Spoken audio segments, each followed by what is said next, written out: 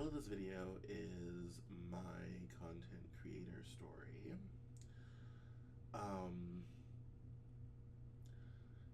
I have been really struggling the last several-ish days in what I'm doing, where I'm going, what's next, what's kind of up with this industry that I never actually wanted to be in to start with. And I realized one aspect of the Cameron Journal that I've always felt was important, is that I tended not to reveal a lot of information about myself. I don't do videos about myself. I don't tend to do a lot of videos talking directly to camera by myself. I can only think of, outside of a live where I'm commentating on something, or a news hour, a couple. And in the news hour, I'm doing the news and doing commentary and all this type of thing. My video lecture on writing was one of the few times I talked about myself direct to camera on this channel. I'm usually interviewing someone or doing the news. The Cameron Journal brand is, my name's in it, but it's actually not really about me. And so I don't talk about a lot of my personal issues and stuff. It does come out in interviews along the way. There are breadcrumbs if you go listen to some of the interviews I've done with therapists like Debbie Stern, or Autism with Roy McCleary, or Autism Again with Sarah Wofford, and those are all publishing now because I'm publishing my back archives on YouTube, that is. There's breadcrumbs of it in there, but it's not all the time. And I don't usually do a whole video about all of what got me to this point.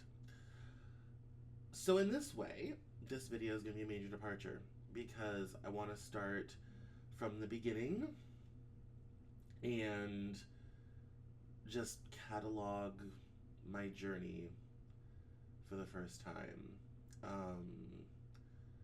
This is normally something I would usually write, but I think I could probably write a whole book about it, and that takes like 2 years. And I need to get this off my chest. So video it is. So, let's begin.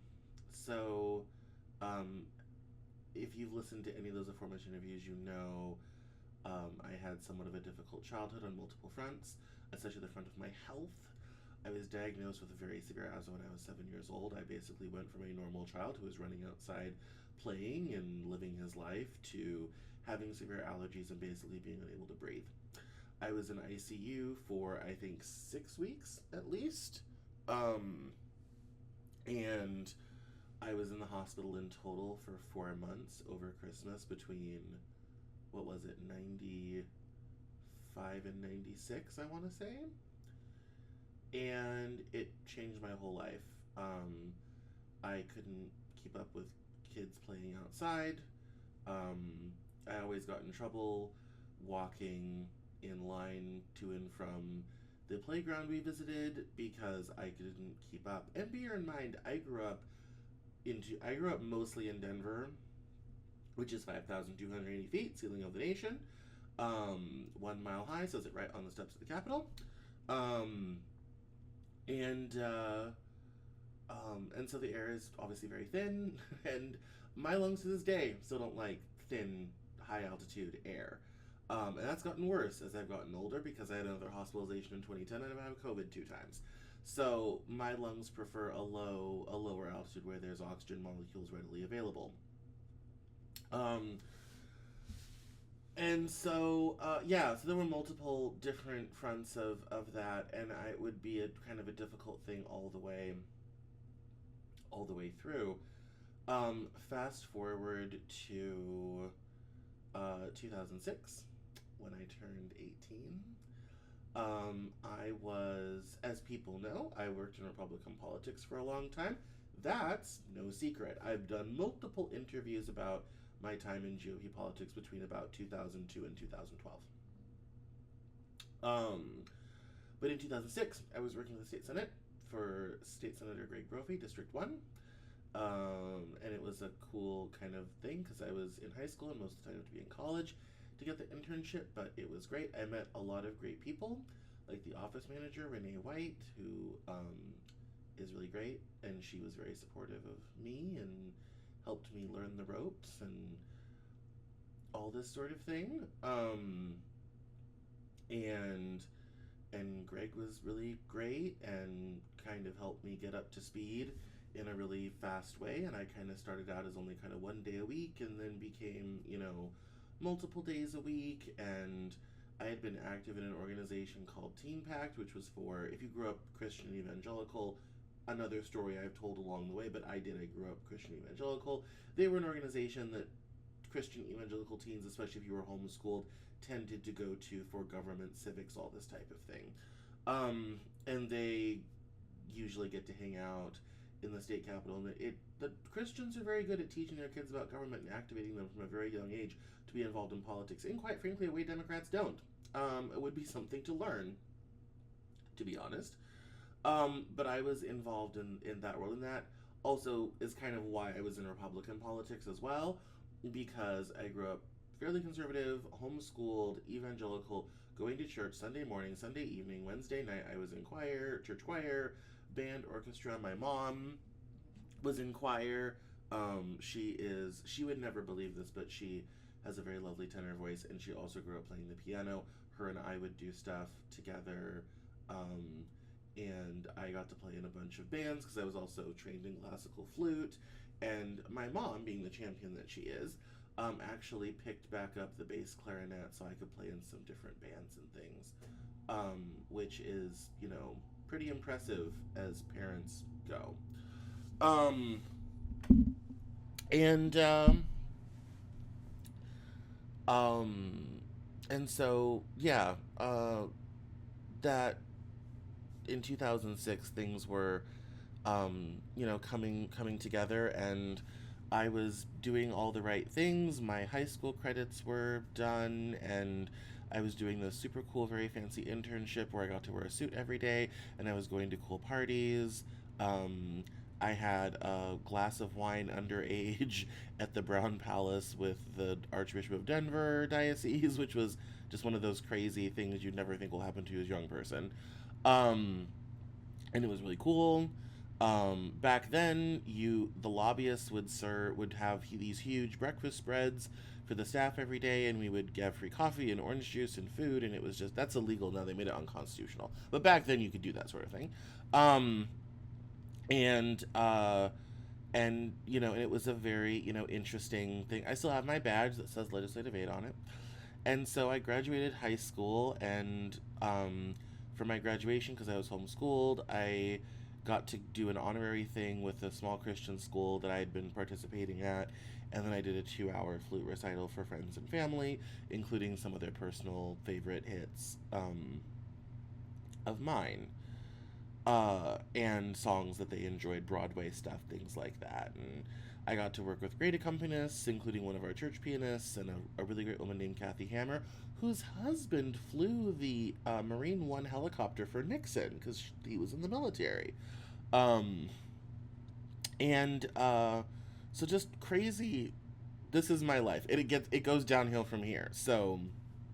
Um, so I graduate high school in May, and I kind of have the summer to figure things out. But my parents, college was not an option so much as it was the next logical step of what I was going to do with my life. And so my parents had gotten me into a very small, non-accredited private college in Florida called Pensacola Christian College. I've told that story so many times, because it was very traumatizing. Um, Now this is where my sexuality kind of comes into play. I'd been struggling with my sexuality since I was 13 years old, in so much as I was interested in other guys sexually. I grew up in a world where that was forbidden. It wasn't even to be talked about. It was just no. The answer was just no.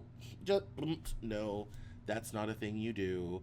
I had a girlfriend in high school. I didn't understand what being bisexual was. I just thought I was very, very confused and very, very dumb. And so I got down to Florida and to Pensacola and got in my dorm room. There were four of us to this room. It was kind of like a little bit of a, almost kind of like a little bit of a prison because as a freshman you get stuck in the oldest dorm, which is called Ballard. And I knew it well because I'd done band camp there twice, so I already knew all the buildings. I knew where everything was. I knew what the whole thing was. And and it was really cool because it was two kids from Malaysia and one kid from Japan. And they were all older. It was actually there were two older. The one kid from Malaysia was older. The Japanese kid was a senior, and then there was me as a freshman, and the other Malaysian kid was a freshman. So that was cool. And you have not eaten ramen until you've eaten it prepared by Malaysians and Japanese people. They will change, when it came to Asian food, they changed my whole life. Um, I got to eat wonderful seafood buffet. I got to go to the beach in Florida, in North Florida, every weekend. It was super cool. Unfortunately, I was still struggling and going through a lot of mental health stuff. I reached out to someone I'd become friends with in probably not the best way, but the only way I knew how. And that was through a poorly written and executed note. And that note then got to administration. I won't go into the details of all of that, how traumatic that was, but it was. And that story is elsewhere. I didn't even think it's on the Cameron Journal in written form, so, you know.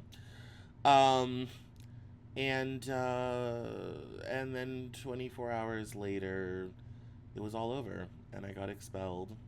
I got outed to my parents. I never got to tell them. They told them for me. And so I was convinced my parents weren't going to take me back because in the world I grew up in, that's what happened. If you were gay, everyone quit talking to you and your family threw you out and you ceased to exist as a person, basically. And that's what I thought was going to happen to me. Um, I had a great time down there. I had a lot of fun down there. Despite all of its weird prohibitions about men and women not being together unchaperoned and not, no co ed dorms and all this type of thing, the sexual tension in that place was crazy. Um, and I had never had this happen to me before, but I was already starting to get like offers from girls and all this type of thing, and I'd never really gotten female attention before in my life. So that was weird. I didn't really get to do anything with that at that time because I wasn't there long enough. Um, but yeah, and there was a lot of, and it was interesting. We would go and walk and well, they would run, I would walk on the track because again, bad lungs. Um and and there was obviously, lots of pressure to, lose weight and be more athletic and all this type of thing, and it's like, well, I can't really breathe. So, I breathing's not something I do very well. So it's all very difficult, but we'll come back to that. So I end up driving back from North Florida to Colorado by myself. I stop and see a friend in Missouri for a while. She was very, very cool. She passed actually shortly thereafter. Her name was Jody Tubbs, and she was really great. And she convinced me to go home and put my life back together and start over. And so I did. And I had always had a problem with like jobs and things. I never had a job in high school beyond the state senate. I delivered newspapers for the Arvada Press. I taught music a lot to people going to conservatory. And so, yeah, so that was kind of how but I never made much money. The demands upon my money always seemed to be way more than I could ever make. Little did I know that would kind of become a theme for my whole life. um, and so I went on a couple interviews, learned how to avoid jobs that are really just commission sales jobs. Didn't really know that, but learned how to avoid that. And then found a job at Target. And that was pretty cool. Unfortunately, I drove, and this would become a problem later on. I drove a 96 GMC Safari, basically an Astro van like the phone company has. Great van, horrific gas mileage. So I was spending, quite a bit of money on gas, trying to buy my own food. I My parents never tended to buy me a lot of clothes, so I was, and what I did kind of get were usually used or not really hand-me-downs because there was no one like my body shape or size, but a lot of goodwill situations because I was always going to quote unquote grow out of it. And so I just never had a lot of clothes to begin with, and what I did were kind of very old and dated. And so one of my little projects, um, especially when I got to Pensacola, when I needed a lot of clothes because you sweat through everything in North Florida all the time, was to kind of, have more clothes, have more options, be able to survive not doing laundry every couple of days to wash the like five things that I had. Um, and and by the way, we were not poor by any stretch of the imagination. That was just the attitude of you don't need you don't need clothes. You'll grow out of them, and we don't want to spend money on that. And so, yeah, so that was fun. So that was one project, and with Target, it was just trying to kind of find the stuff that would make life good and bearable, and kind of be sort of independent. And I wasn't really in the mood to go to college to start with. I actually wanted, here was my plan. I wanted to move to New York City and be an interior designer. My mom said that was too gay. So off to college I went. Now, I was not in the mood to return to college. I'd already gotten burned once. Wasn't really interested in in going down that road again. Um, my parents decided we're on a different path for me, and I it was up I without my knowledge applied to and went to the University of Northern Colorado at Greeley. Go Bears!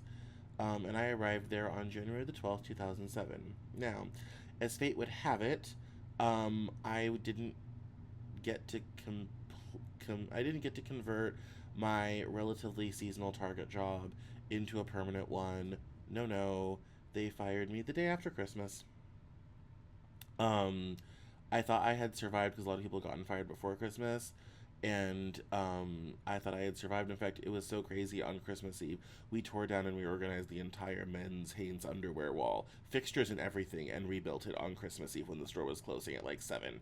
I have no idea why we did that, but it was so destroyed because we were a Target store attached to a mall. So, a lot of foot traffic, high traffic store anyway, and I think they bought everything in the entire place. Like by the time the store closed, I don't think we really had a whole hell of a lot left. Maybe a few items in automotive. um, there certainly wasn't a whole lot else. Um, and so with getting fired like that, I walked over to guest service to cash out my last check in cash, as I always did. Um, and I was like, well, I guess I'm going to college, and I guess it's good, and all this type of thing. And so, yeah, 2.5 weeks later, I was unloading my meager possessions, which wasn't much. It was a plastic bin and a couple of suitcases, um, into a new dorm room in a new place. And I met a guy named Alex who was a music major. And um, going to college was a bit difficult because there were some rules from the parents who were paying for it. Lord knows I wasn't paying for it. I had no interest in it, wasn't going to pay for it. Um, I couldn't change my major. If I failed a class and I had to take it over, I had to pay for it. which for me, with not having any money and not really, and being told falsely that I couldn't get any loans or any help or anything like that, it basically meant every class was a must pass. And, um, and then I also, like, I couldn't change my major, I couldn't fail a class, um, and the general advice was to pick any major, doesn't matter which one, um, and then uh, move through it as fast as possible so you can go out and get a job and be an independent person. So I did not pick a degree program that I was interested in. I picked one I thought I could pass, and that was political science. I figured I'd done enough work in politics and civics and had taken enough stuff and had read enough Robert's Rules of Order and all this type of thing. I could probably pass and get through. Um, and as I went along, poli sci was great, but it actually wasn't really what I was interested in doing. I didn't know this until later on, but the poli sci really is a funnel for lawyers. I didn't have a strong interest in law at the time. I did develop one later, but I didn't start out that way. Um, and and with campaign politics and all that type of thing, was actively working on some campaigns and doing that sort of thing, and I had done that sort of thing as a volunteer from a young age, and so I was kind of familiar with that. And I thought maybe I could be doing that, but I didn't really have an entree to that world. So I start in with political science. The journalism department actually really wanted me to flex over into journalism, but wasn't allowed to change my major, so all this type of thing. Oh, the other rule, I forgot. That was the other rule. And this one would become crippling down the road, is I also wasn't allowed to join a fraternity. And I had multiple offers from multiple organizations, and I didn't go to a Greek heavy school. Um, and I had to say that because I couldn't afford it. My parents paid my tuition, they paid my room and board. I had no other money to function. I picked up a job pretty early on at a small barbecue shop selling barbecue. I would deliver phone books along the way because that was the thing back then. Um, and I remember when I got fired from Target, the HR lady said, "You're not a fit here, but one day I'll read about you in the newspaper." Now it's 2006, we still had newspapers back then. And I kind of held that in my heart for a great many years. And as I was discovering that when you move out and go to college, there's a lot of other things besides just a place to stay, some food, and tuition. My parents' theory being, well, you should be in your room studying at all times, never going anywhere, never doing anything, never meeting anyone, not existing outside of studying because you're supposed to, get through this as fast as possible so that you can go out and live your life away from them.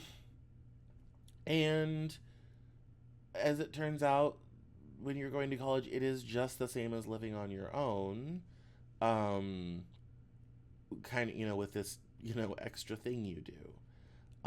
So when it came time to have gas, um, when it came time to do anything with friends, go anywhere, try to leave Greeley. And there was not a whole, there's a lot in Greeley now. There was not back then. Greeley goes through these weird cycles where it doesn't like having bars and a nightlife, and it shuts everything down for about 20 years, and then everyone's like, oh, we should have some bars and nightlife, and then it crops back up again. Well, it was going through a knot when I was there. So there were only 2 bars in town. If you wanted to go anything, you had to go to Fort Collins, which we lovingly called Fort Fun, and uh and go do things up there. It's a 45-minute drive. Um of my eventual friend group, only 2 of us had cars. I had the car that could fit everybody. And most importantly, could fit me because I'm not a small person, so I tended to drive and all this sort of thing. Now, fortunately for me, I quickly realized my money problem. I had been doing, and this is the beginnings of how I got into doing what I do. I had started already to do a little bit of freelance writing. I liked writing. I started answering Craigslist ads. It was something I did on the side for extra cash starting when I was 17. I figured as long as the writing was good, no one would ask how old I was. In fact, I'm old enough I still wrote direct mail campaigns for postcards in the mail. Because the internet was a thing, but it hadn't become the thing yet. So, realizing that I was quickly running out of ready cash and life was still expensive, I still had toiletries to buy. I still didn't have a whole lot of clothes. I had a handful of things that I bought at Target on employee discount. Again, one bin, two suitcases, a hand me down laptop. That was it. Um, I started freelance writing again. And at that time, foreign competition hadn't come in, and I could make a pretty tidy sum. So, being the industrious person I am, I would go to class. I had 15 minutes passing period. I would go out. I would take client calls if they were calling or answer their emails or whatever have you because there was Wi-Fi throughout our building. So I would do that, and then I would go to class again. And I was always switching off. And then in the evenings and whatnot, I would work a little bit and all this sort of thing. And there were a couple platforms I could use to get jobs, and I could, and for at that time, if I made $1,000 a month, it was fine. As a college kid, that was great. Um, and I didn't have to worry about a class schedule or anything like that. And then when I picked up the barbecue job, I could freelance and do barbecue. All of a sudden, I'm starting to really, make some okay money. I'm actually able to afford to, you know, move and shake and live in the world a little bit and, you know, um, and I'm still, taking it. I'm hanging out with my friends, going out to eat from time to time, but I'm still taking advantage of the free food situation. I'm at the dining hall, they have sandwiches to go, grabbing those. I had lunch with my friends every single day. I'm definitely taking advantage of all that as well. So, um, I was, able to use, what little money I did make to, and it wasn't consistent and it doesn't come in all at once. It comes in with, 50 here, 75 there, 25 here. It's little bits and bobs, but if you look at a whole month, it adds up. Um, and, uh, and so that, is, pretty great. So that was kind of a okay thing for a while, but it was short lived because I started college in January of 2007. We all know what's coming. So in fall of 2007, um, I could already tell things were taking a bit of a turn. One of my consistent clients was starting to have problems, and by that time, I'd gotten into marketing, which was a huge mistake. We're going to get into that. Um, and he was starting to have troubles, and I was starting to hear rumors and things, but when they said, a recession, I thought it would be more like the .com bust, which in Denver was very traumatic because we had a lot of companies that were re-reporting earnings and people were getting laid off from their great jobs at, Quest and, especially in Denver at that time, telecoms were the thing, and Denver is known for its boom and bust cycles because Denver's money is primarily in commodities, and those tend to boom and bust. And so I thought, as I recall, it's like nothing was that devastating. It affected a few people, and you could work through it. So when I heard recession, I didn't really worry that much about it. And I was still doing okay at first. I got my job throwing newspapers. I made great money at that, at a quarter a book. Me and this other girl who shall not be named because I'm still mad at her about things she did. Um, did a bunch of routes through a bunch of books. We were reliable. We actually did. We didn't just dump them in dumpsters. We actually delivered the book, sort of thing. I think between us we made about 6 grand. We split it in half, 3 grand each. I was pretty much set. I didn't have a lot of expenses.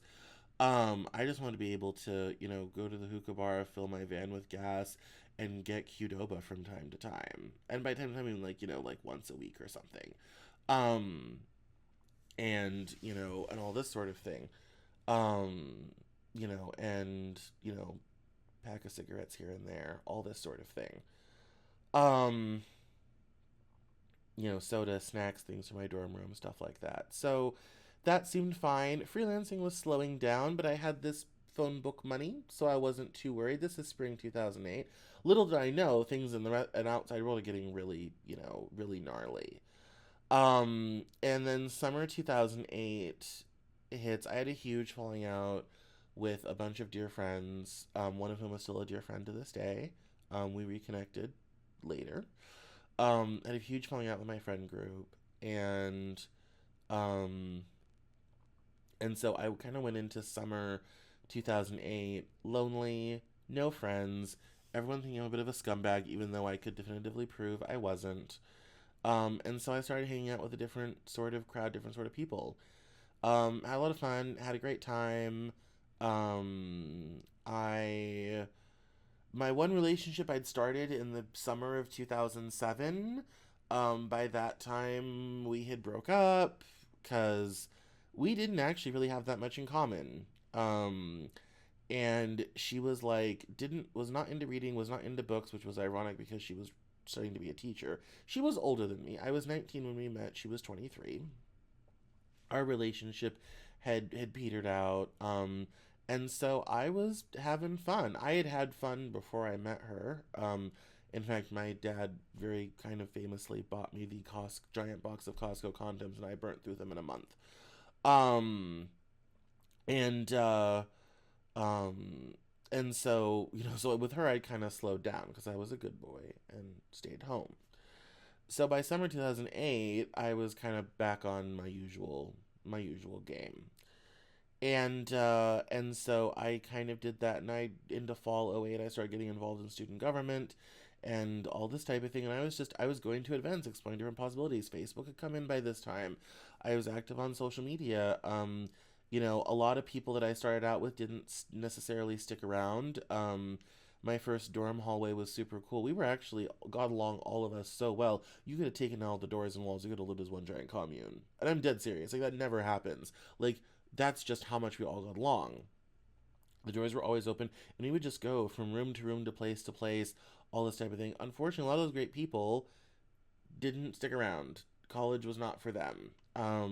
At that time, UNCO had about a 50% freshman failure rate. In fact, I actually was on a committee studying why that was in fall '08, spring '09.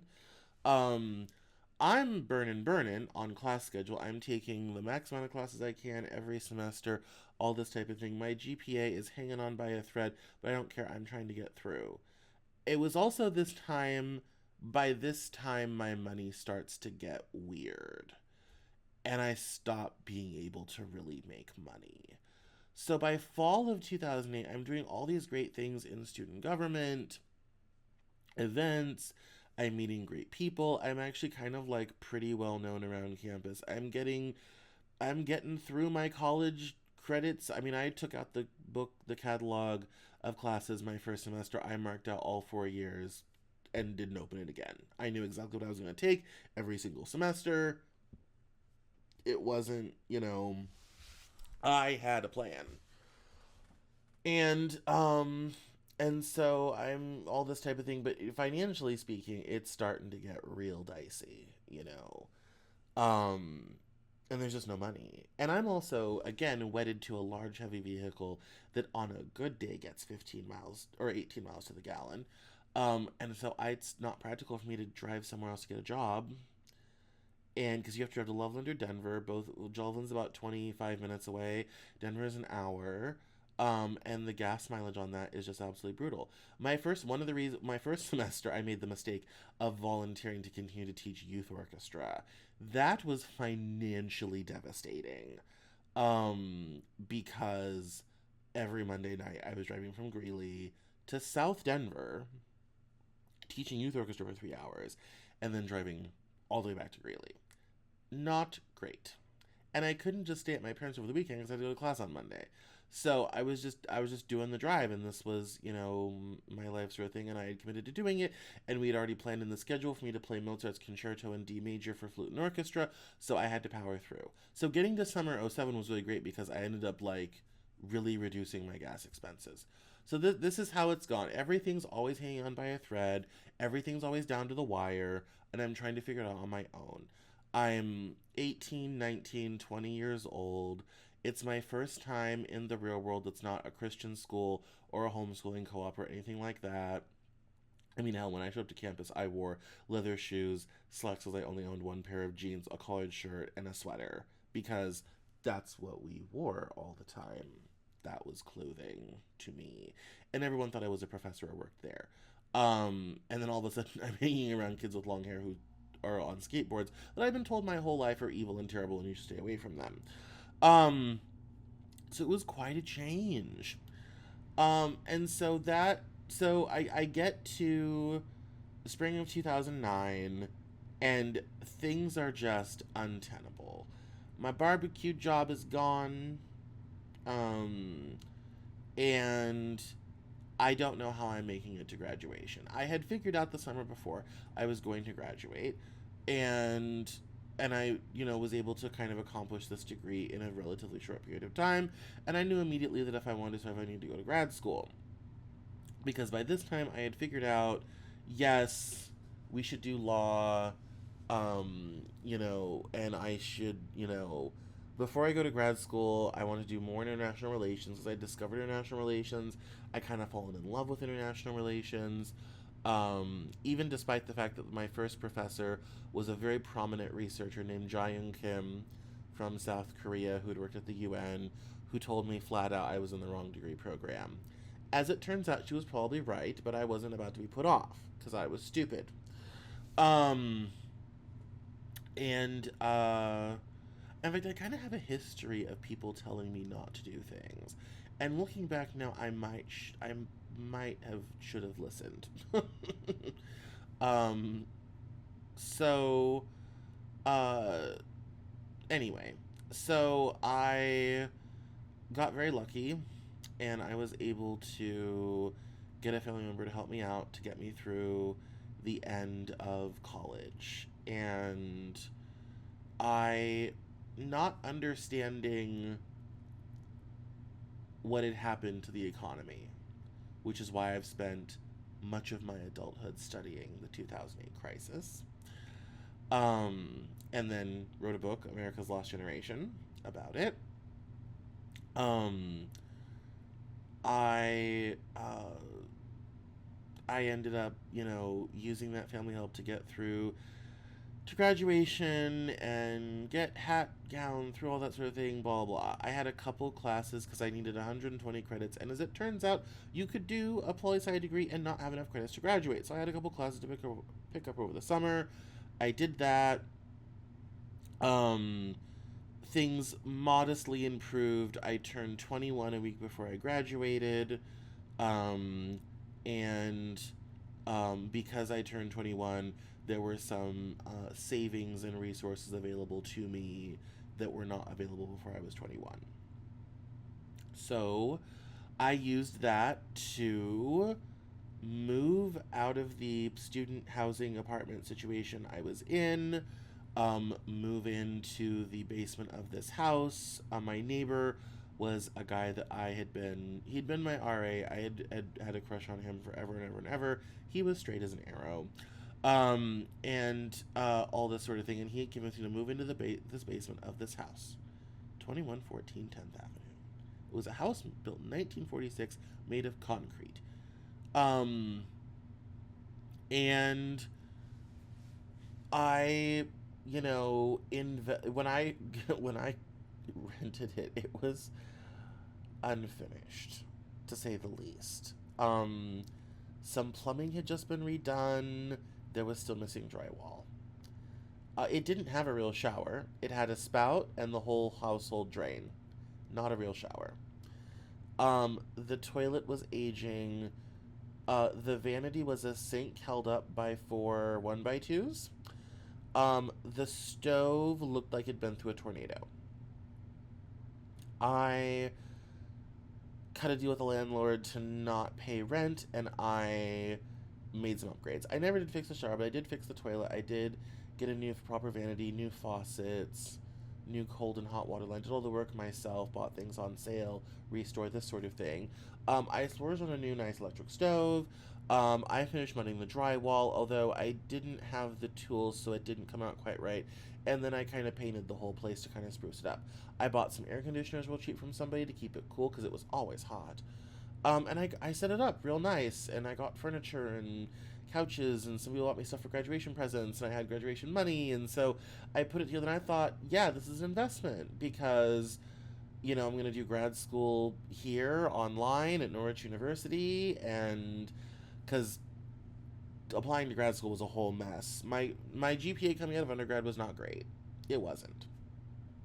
Um, I think it was 2.29 or something. So applying to grad school is very difficult. However, I got a really great score on the GRE. So I went from no one was interested to everyone was interested. And I stayed with Norwich because I had a girlfriend at the time. I had met someone, I had a girlfriend at the time, and they offered a low residency online model, and I was done with the whole traipse into class every day, all this type of thing. And I also wanted the flexibility to be able to expand my freelance business. I thought, this is a plan. I will freelance, I'll do marketing, copywriting. I was doing dictation, transcription, all that stuff. I'll do that. I'll go to grad school, and then after grad school, I'll go to law school, and my life will be set. Well, it was a complete disaster. It just was. It was a complete disaster. I almost fell out of grad school. I got swine flu my first semester. I missed a bunch of assignments. I got a too low grade in my first class. I also realized I was horrifically underprepared by my undergraduate program for what the rest of political science is like. UNCO was a philosophy-based political science program, which is how they did it in about 1950. Modern programs are more policy-based. So I rocked up to this very prestigious, oldest, military school in America program, writing about Plato and Aristotle and everything else, and they were kind of like, what are you doing? Hi. So this isn't gonna work. Little did I know. The only reason I graduated is because the director of the program, a man named Harold Kersley, who I think sadly is now passed, believed in me. He did. He believed in me, and he taught me how to write for the program.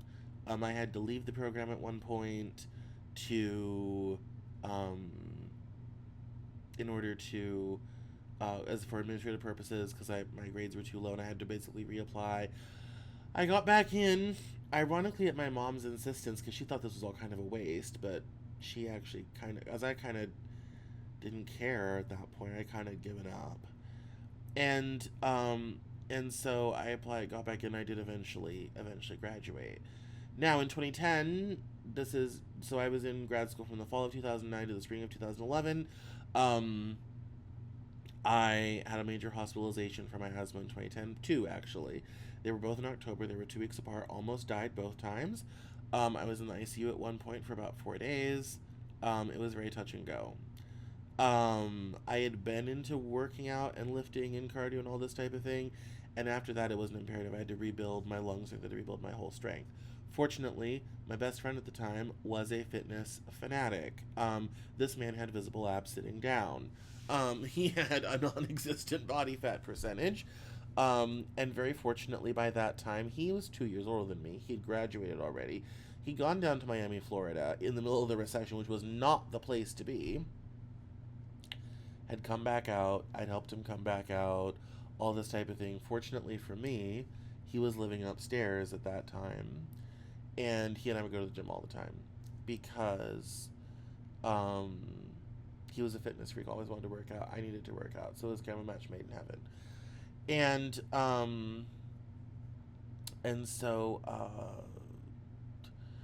so that was good. And then I graduated. I was getting ready to graduate, but my lease for the department was up. I didn't have a money plan. All my money had run out. The business was dead. Um, I left my apartment owing the landlord $2,000. My parents did most of my moving because I had walking pneumonia from the 2010 hospitalizations, and I was incredibly sick still. And moving boxes and all this type of thing was not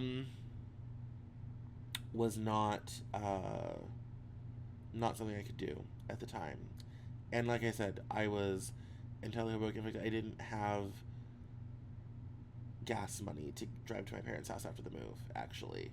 Um, and my dad was just kind of disgusted with the whole thing, because I was supposed to figure this out and I was supposed to do all of this and blah, blah, blah, blah, blah, blah. And it just, nothing worked out. And if there's, I really should title this video, Nothing Worked Out, because this is a theme. I did not understand at the time how much of a theme that would become. But there were several mistakes I made by that time. I should have joined a frat. I should have networked better. I should have gone to a better school. I'm a very smart person. I got a 24 on the ACT and I didn't study 1 second for it. I could have easily gone to a better school. My parents weren't paying for it. And they had me convinced I couldn't get any loans or anything like that, sort of thing. There was a vague sort of, oh, you should look into scholarship sort of thing. But my first school it was an unaccredited Christian school. None of the scholarships applied to that. And the system for getting them at that time, it's not nice and digital like it is now. It's still hard now. But it was not anything I really knew how to access. And there was no actual help or support. It was just kind of a vague, oh, you should do that because that's something people in college sort of do. And so there were kind of multiple areas and points of failure in that. I wish I had networked better and more. I wish I had definitely joined a Greek organization. I did not, here's something I did not realize until many, many years later. You don't go to college for the coursework. You can learn that on your own. You go to college to meet really great people who can help you open doors, both students and professors. A lot of that was not available to me, and I was not necessarily putting myself in the situations where that was available, and I definitely needed to go to not the second tier state school. In the ranking of state schools in Colorado, UNCO is pretty near the bottom. It's kind of where you go when you can't get into anywhere else, but you still think you should go to college, hence the dropout rate. And when you looked at the grades and academic profiles of the people that were applying, it was pretty obvious why we had a dropout rate problem. That was a very fun committee meeting. But I mean, towards the end, I was hanging out in the econ department. I was going to professor dinners. I was hanging out with the president of the college, which at that time was Kay Norton, big family in town. I mean, really great stuff. It just didn't ever really turn into anything. Kind of the same thing with the state senate. None of this stuff ever really opened any other doors. I got to do it, but there wasn't anything beyond it. It's like you go into a room, you enjoy that room, but then you come back out right where you started from, with not being able to take anything from that room with you, other than the stories that you went there. So summer 2011 comes along. I don't really understand what has gone wrong yet. I go graduate in Northfield, Vermont. It takes me 24 hours to get home. That story's in the Travel on the Cameron Journal. United system failed while they were merging with Continental, and I had to fly to Los Angeles to get to Denver after driving 8 hours to New York City in the middle of the night with somebody I graduated with. Whole crazy long story, not going to go into it right now. But it's one of my travel stories. One of my more interesting travel stories. And so I arrive back in Denver in the parents' basement, 2011. Still pretty sick. Broke. In debt. I think at one time I was up to 72 collection calls in one day. Shit getting charged off. At one point, I didn't even have a bank account. In fact, I wrote about it on the Cameron Journal. One of my very first articles from way back in the day was called My 2 Years of Being Unbanked. I was using check cashing places and all this type of thing. Fingers crossed never again. But I was.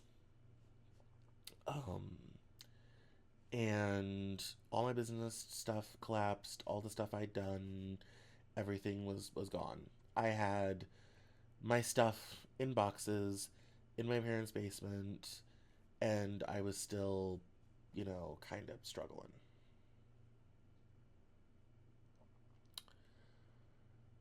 And I didn't really know what was going to happen next. So I had signed up for some LSAT stuff, had not really invested in it, but I was pretty sure I wasn't going to be doing anything for fall of 2011 anyway because I was still so sick and I had just moved. And so I started calling my professors, and I'm kind of like, okay, I just graduated. Where do I go from here? What's the plan and strategy? And they said, look, by this time the recession's gone on for 3 years. The economy's finally starting to improve a little bit. We're through the darkest of it. Didn't know it at the time, but we were. And um and I had tried to get other jobs and not move home, and that did not work out. I got denied at a pizza place in Fort Collins for not having pizza experience. I had other food experience, but not pizza specifically. So they said, well, if you can do anything else, you probably should because law's oversaturated. There's too many people doing it. Um, Entry level law was going away because the firms were cutting costs.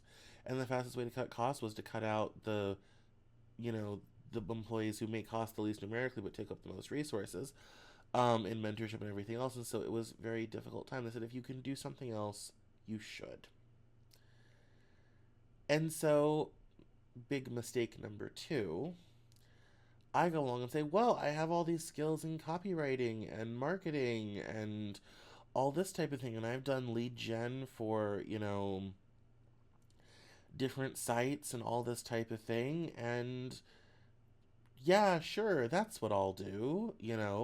And I'd had, if you want to go read my story on driving Miss Jessie and being the building historian for the Coronado building in Greeley, which was my little side hobby when I was in grad school, it's on the Cameron Journal under story time.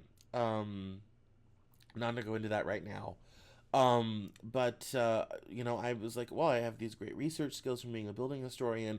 I know marketing, I know writing, I can express myself well on paper. I just got out of grad school doing all this. Like, great, I have skills. Let's hit the job market. Fell flat on my face. Complete disaster. That summer, I ended up producing a play called Flight 93. About Flight 93, it was the 10-year anniversary of 9/11. I ended up producing that play with someone that I do not speak to anymore because of things that happened during that show. Um, I had been in theater since I was a kid. I remember when I was a child, we were doing A Christmas Carol, and the boy who was supposed to play Bob Cratchit got sick and had to drop out, and they didn't know what they were going to do. And I said, well, I was only supposed to play the Ghost of Christmas Present because he's supposed to be fat. I was a fat kid. It worked. And I said, well, I've memorized the whole show. I guess I could do Bob Cratchit. And everyone was like, I'm sorry, you did what now? Yeah, I just memorized all the lines. Yeah, I can recite it right now. Here you go. And they were just kind of like, oh, okay, little kid, you go and do. I'm like, okay. So then I had to do a quick change between Bob Cratchit and the Ghost of Christmas Present and a little paper crown with birthday candles on top. Um, and then change back into Bob Cratchit. Anyway, and I'd done some shows in high school, and there was some homeschooling stuff, and in church you get involved in a lot of these things, as well. So I'd already been in the performing arts. I just, after everything that went on with my music career and being rejected by my music community, I didn't really think that was something to pursue anymore. In fact, there's an article I wrote called "When Your Creative Community Rejects You: How the Colorado Music Community Did Not, at least in the flute world, really embraced me." I remember I auditioned during this time. I auditioned for a record label doing jazz flute. I started with this jazz flutist named Mark. Oh God, I can't remember his name now. It's been that many years. Um, and but very famous jazz musician. He used to play at the Mercury Cafe in Denver, all this sort of thing. And he was Buddhist and traveled extensively and all this sort of thing. And I believe he's still alive actually. And so I had not nothing had happened about it. But then I got this local little show, and this guy who didn't really know theater, and we were in this little theater that's now a very cute coffee shop in downtown Arvada. But we were at this little '90s theater, seat theater sort of thing, and we did this whole show, and it was great. We did 3 performances, and I built the sets and all this sort of thing, and I gotten all this experience at other local theater places, and I just kind of applied it to that, and that was in September. Um, I don't remember what I was doing for money during that time. I was probably getting some money from my parents, and it wasn't much. It was gas. I remember the producer took me out to dinner a lot. I remember I had kind of a roving number of places I could go to eat and get food. I think I was just getting a little bit of money here and there from time to time. When I was in grad school, my Nana was a very important part of keeping me fed. The only downside is I had to drive from Greeley to Boulder to get the aforementioned food, all this type of things. A lot of driving. For someone who never wanted to drive or own a car, I have been driving all over coast to coast. We haven't even got to the coast to coast part yet. Um, and uh, so I did this play, and um, was exist on Hope and a Prayer. Um, I had actually quit smoking, and I started smoking because of that show. Um, and I remember the producer pissed me off, and I walked out and I called my mom and I said I can't take it anymore, and she said, but you've never ever quit a show. And I turned around and went back, and one of my actors who was playing one of our terrorists just handed me a cigarette without saying a damn word as I walked in, and I think I took a nice big draw off of it and then went and fixed the situation. We had a successful show. Um and yeah. So I got to the end of that, still didn't really have a plan. Nothing was happening. No jobs were jobbing. Nothing was really occurring. So I thought, all right, well, maybe I'll try to intern somewhere, sort of thing. Um, Now, I did have, by this time, magazine experience, because I had been at Liberty Ink Journal, which was a Tea Party publication that had started in 2009 ahead of the Democrat blue wave in the 2010 midterms. That ended up being very stressful, and I wish I had never taken that job. Not just because I was associated with the Tea Party, that is so responsible for many of our political problems today, and I've talked about that and apologized so much for lending any of my resources or prowess to that godforsaken movement. Um, that gave you lovely things such as Paul Ryan and all this sort of thing. Um, and so I thought, well, maybe I'll give media a try. Bad idea. Little did I know how much media was falling apart because of the internet. Because by this time, social media had come in. Facebook goes public in 2008. Not public on the stock market, but open to the public. Twitter is now a thing. In fact, my Twitter account I got my Twitter account in January of 2008. By this time, social media is definitely a thing. Instagram has come in. They hadn't quite sold to Facebook yet, but they were a team of 10. Instagram had come in, Facebook had come in, Twitter had come in, Pinterest was a thing. Social media had become a thing. And the media landscape was changing quickly. Amazon had already changed book publishing quite a bit by that time. The whole Amazon book publishing had started about the time I started doing writing submissions in 2005, 2006. But because I was submitting short stories to contests and things like that, and didn't get anywhere, wouldn't get anywhere for a great many years, but it was, you know, something to do. And I remember when I graduated high school, my dad had a project. He works for a weather agency in Seattle. Well, not really Seattle, in Linwood, which is north of Seattle. And we were staying at this hotel, and I didn't obviously have a car, so I would walk across the street to the Barnes and Noble and hang out in their coffee shop all day to get out of the fucking hotel room. And I read every book on writing I could get a hold of, and I would read these bios about people being, essayists and all this type of thing, and I kind of thought, yeah, I'd love to do that. But I already knew at that time there was no money in it, so I was trying to do other things. I was trying to use my skills of writing in other areas. Didn't work.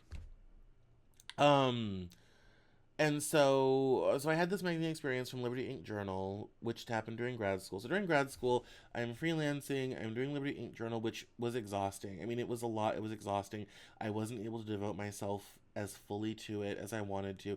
If I was sleeping 4 or 5 hours a night, it was impressive. There were literally nights before me and my girlfriend broke up where I would put her to bed. We would, uh, do our adult time. I would get up and go work for another 3 hours and then be up at 8. So I'm sleeping 4 to 5 hours a night. I'm doing grad school in the morning, working the rest of the day. I also had a lot of international freelance clients, so I'm taking calls and emails literally all hours of the day and night. Literally. I got to work with this great woman named Chloe Young in India. That was her English name, not her Indian name. In Chennai, India, which is really great. And she taught me how to do business in other cultures, which is very handy down the road. That was a good skill to get. But I was stretched too thin, trying to turn a buck, all this type of thing. Running the magazine was fun, but I was terribly underpaid. That's another theme, that continues to this day. Um, at one point, I was only getting paid maybe 200 or 300 bucks a month. And I was talking about, yeah, my rent situation is coming due. And one of the guys that owned the magazine, very drunkenly, so drunk I had to write the check out for him, gave me a check for $2,000 and kept me alive. It was a mess. But by this time, so I'd had all that experience. I'd been a building historian. I'd been this magazine person. I had a graduate degree, and I thought, you know what? I am young. I am ambitious. I have tons of experience. Let's put myself out there. And didn't really find anything. And I thought, it'd be really cool maybe to do something in fashion. I've always loved clothes and fashion. So I called someone who's a dear friend to this day, Mona Lucero. Mostly because when I Googled fashion in Denver, she was the only person that came up. And I called her, and we're friends to this day. And I called her and I said, hi, my name is Cameron Cowan. You don't know who I am, but I want to do something in Denver in fashion. If you could help me find an internship or anything like that, please give me a call back, and gave my number and my name again. Hung up, had no clue she was going to call me back. A couple days later, she does call me back. As I said, we're still friends to this day.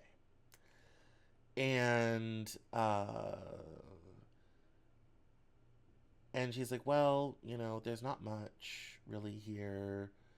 There are some people that do events, but a lot of them are very bad and all this type of thing. And I'm like, oh, all right, well, yeah, well, let me get in touch with one of the event producers. Maybe I can, grab the coffee, fill the water, just anything to get myself in the door somewhere.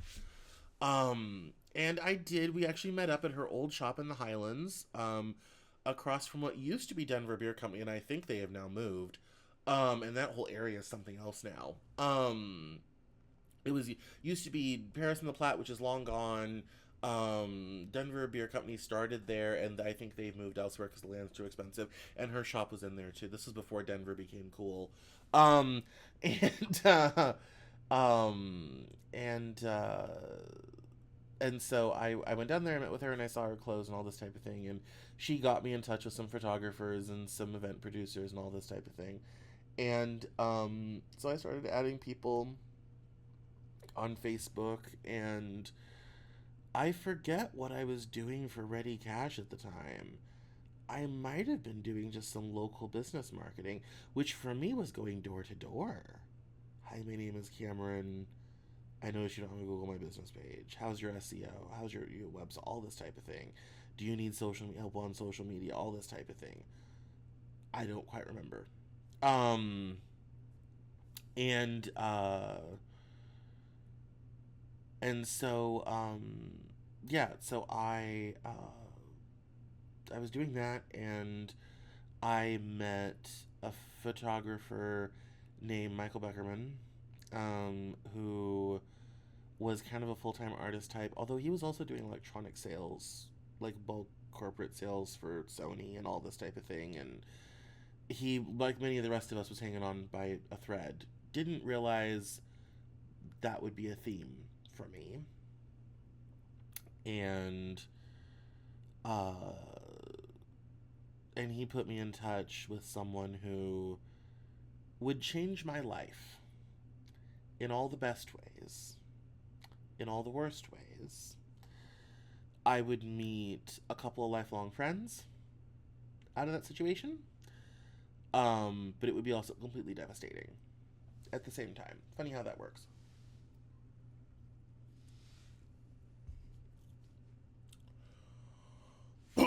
um, so this is kind of the beginning seeds of how I became a content creator.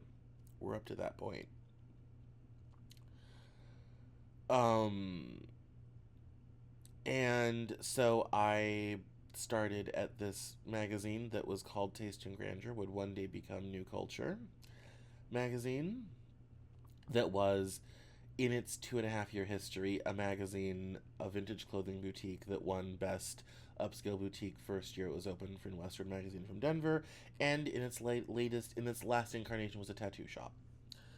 Um, it was the longest, most intense, most crazy, drug filled, sex filled, friend filled, cigarette filled 2.5 years of my life. It was completely nuts. I loved many moments of it. I hated many moments of it. I met people. I networked with people. Along the way, I created Denver Fashion Week. I took the name Denver Fashion Week from being a joke in the Denver fashion community to now being a wonderful event that's hosted by 303 Magazine. Um, that was something Mona and I worked together on. And her and I created it and she nurtured it, got it into the hands of the right people, and made it a thing. Um, but in 2012 we did that, and I would never been able to do that without being involved in that world and the connections it got me, and the hair and makeup and the people and the designers and the people I met and all that type of thing. And I thought there would be a career in events, and I was in nightlife and I was going to nightclubs and I was surrounded by gorgeous women who would ordinarily never ever pay attention to me, all this type of thing, and it was all very addicting. It was very glamorous. It was very alluring. It was a lot of fun. Um, and um, and unfortunately, because of theft, just about the time we really actually started to make money and start to figure things out and all this type of thing, it all collapsed. I left our office on Friday, and by Monday it was over. Um, I knew it was going in that direction, but I still believed. And bearing in mind, I was only 25 when this happened. By the way, we're still not to, like, we're everything. This recording so far right now is an hour and 7 minutes. Everything I've talked about happened before I was 25. And that's part of the story. A lot of things happened when I was super young, and I didn't know how to handle them. I took a lot of bad advice. Oh, and the magazine collapsed my birthday weekend, by the way. Um, so yeah. Um, which was really great. Happy birthday to me. So I went from having a group of friends that I spent almost all my time with. We did everything together. We ate, we did all but sleep together, to nothing in 2 days. That's all it took. And I didn't know how to handle that and what to do with myself. And I kind of lost my shit. I've been working on a story called 2013 The Lost Year, because it kind of was. Um, I can't tell you what all I did in 2013. I can tell you I was hanging out with a very interesting person whose name I will not mention, um, and learned a lot of very interesting things, a lot of very interesting things. We wrote a lot of movies together.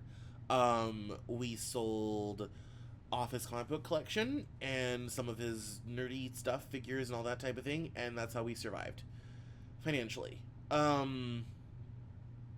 I drove him around a lot, took him to a lot of meetings, met a lot of interesting people. I was trying to use my network and my connections that I thought I had to rebuild something after the collapse, but the unfortunate reality is that collapse was so traumatizing and had screwed over so many people, and I didn't know how big the financial tendrils were in that world and how many people we owed money to and how many people had given us money and all this sort of thing. It was basically kind of blacklisted, and it got to the point where if I was going to survive and I was going to get a new start, I had to leave Denver. Now, at that time, I never thought I would leave Denver. Ever. That was my home. My whole family still is there. All this sort of thing. And um, I had a lot of sit downs with a lot of people, and they're like, look, if you want to do the things that you want to do and put your talents to full work, you got to get out of this town. Because Denver, people think of Denver as a big city. It's not. Even now, it's not. Colorado as a state only has 5.4 million people. It's, and they all live along I-25. Almost. Not quite, but most. We always kind of joke, don't let the skyscrapers fool you. Denver looks like a big city, but it's really kind of a small town. And so even at that time, there were lots of people trying to get creative offices and co-ops and things going, and it just nothing took. And that's a little bit changed now, actually. There are some things now, which is really cool. But at that time, there was nothing. And so I figured that I needed to get out. I didn't know how I was going to do that. But I was looking for an exit strategy. And as I was coming up for air, I got a job working at an equine rehab center in Longmont. And this is 2014 now. And there were, many mistakes made along the way in terms of I didn't understand a bad business deal. I didn't understand how awful people could be. I didn't understand that someone would keep me involved in a company simply because they liked to see me suffer. And it made themselves feel better as long as I was the more miserable, sad sack than them. I didn't understand that. I actually didn't find that out until many years later, that my job was not to build an entire magazine, boutique, and tattoo store brand by myself with almost no help and certainly no money.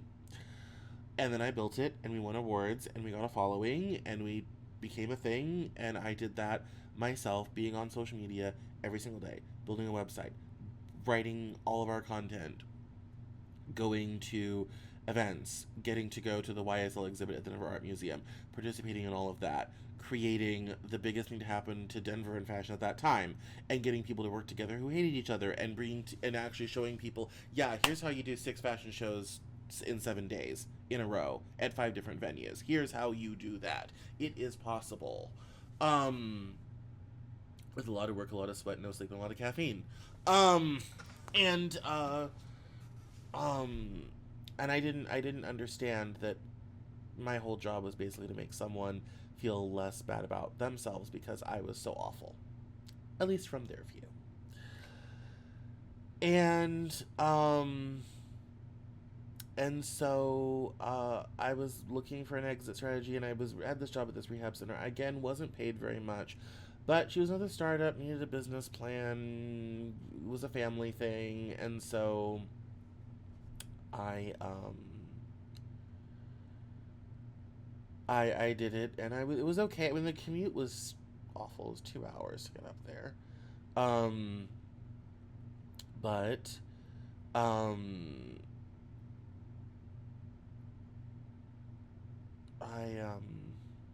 I took that job, and that was kind of the beginning of my getting out. So my first kind of step to get out was, in that whole process, I had the opportunity to, well, before that, in part of working with that job, I had started to write fiction seriously. When my magazine collapsed in 2013, I didn't really know how to process it. And so I started kind of writing down what happened, kind of as a let me write this down before I forget all the details. And I had written magazine articles and for two magazines by this time, and I had all these clips and everything, but I hadn't written fiction since I was 18, 19 years old. In fact, I think that trip to Washington with my dad was the last time I'd ever really written fiction. That was in 2006. We're now 5 years down the road. And I kind of discover that, wow, this voice has developed. Because before that, my writing was very flat. I remember when I was in grad school, I was writing these comic books. I still have them with my buddy Nick Luna, long time friend, and collaborator. He was very involved in Rouge's magazine. He's done stuff for the Cameron Journal. He and I wrote a comic book series called ATFE, Alcohol, Tobacco, Firearms, and Explosives. We got them printed. We were in shops. He helped me do my first T-shirt brand, called the Influence Company. We did a skateboard brand called Madman Dex, and a lot of my time and energy and resources went into building these cool things and these brands and the aesthetics, and it was really cool because he had a real sense for this stuff and I knew how to make it happen. He and I are trying to turn that series into a book. The problem is, for the last couple years, I was in grad school and had no time. He's in grad school and has no time. So it's gonna be a while. He is very busy. He went on to become an auto mechanic. When I met him, he delivered pizzas. He went on to become an auto mechanic. I think he's still he wants to do his PhD in history and everything. And so nobody has time right now, but we will one day. And so we had done all of that, and my writing was very flat. I didn't. In fact, I've been writing a blog post about this for the writing section about how I discovered how to plot, because I didn't have a lot of creative ideas about, like, what a plot was, what do people do that makes up a story. I kind of read all the books and knew that you should have those things. I had no ideas of my own. Nick had the opposing problem. He had tons and tons of ideas, but didn't know how to fill in the gaps. So that's kind of how I started to do that, and I've been writing about that, kind of telling that story for promoting, writing courses and writing and stuff like that. To be like, if you don't have ideas, here's how you can get some. And so I started writing fiction again, because even that had been a couple years, and that business had fallen apart, and I needed, what did I need? $5,000 to restock, because I was in shops and everything, and I couldn't get anyone to give me any money. And so that business, he and I had parted ways. He'd kept the comic books. I'd kept everything else. We'd parted ways. That business had collapsed, even though I had brought in lots of great people, and I had booked bands by that time, because we had started playing around. One of our friends was in a band. We'd played around with a record label. In fact, there is somewhere, I think it might be on my channel, or it's somewhere, we actually made an animated intro for the comic books with original music from one of our buddies' bands. And he still plays in his band. It's really cool. He ended up going to the military. So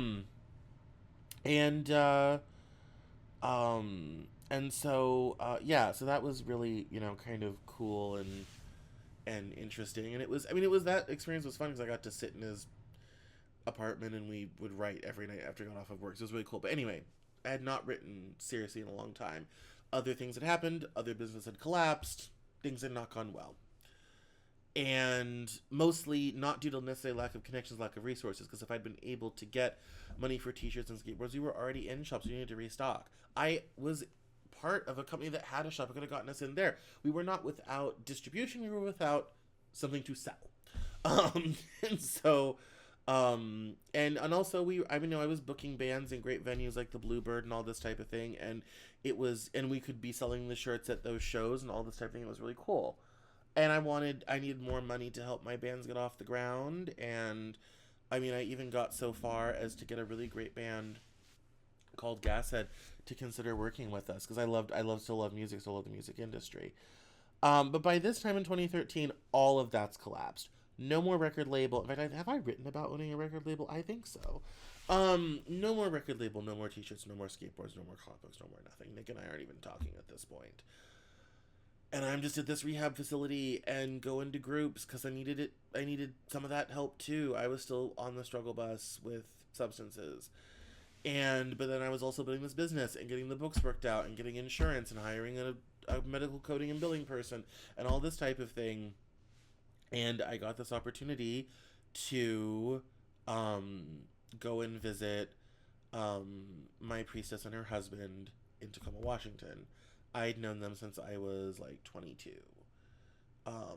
And they were living on this spiritualist camp called Camp Edgewood that's now gone.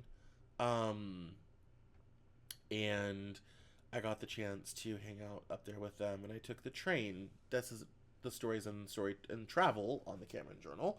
I took the train from Denver all the way up there. Stayed there for a couple weeks, all the way back. I came home.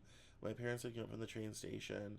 I had met this woman named Delilah, who offered me a bedroom in her house. It was a very small room, and I said, "All right." And I went and I saw it. Didn't even meet her husband. Met her twice. Saw the room and said, "I'll be here in a month." I took the train home to Denver and told my parents, in 30 days, I'm out of here. I'm moving to Tacoma, Washington. I need to get out of here. I need to get away from all this, the people, the stuff. Nothing's happening. Gotta move on.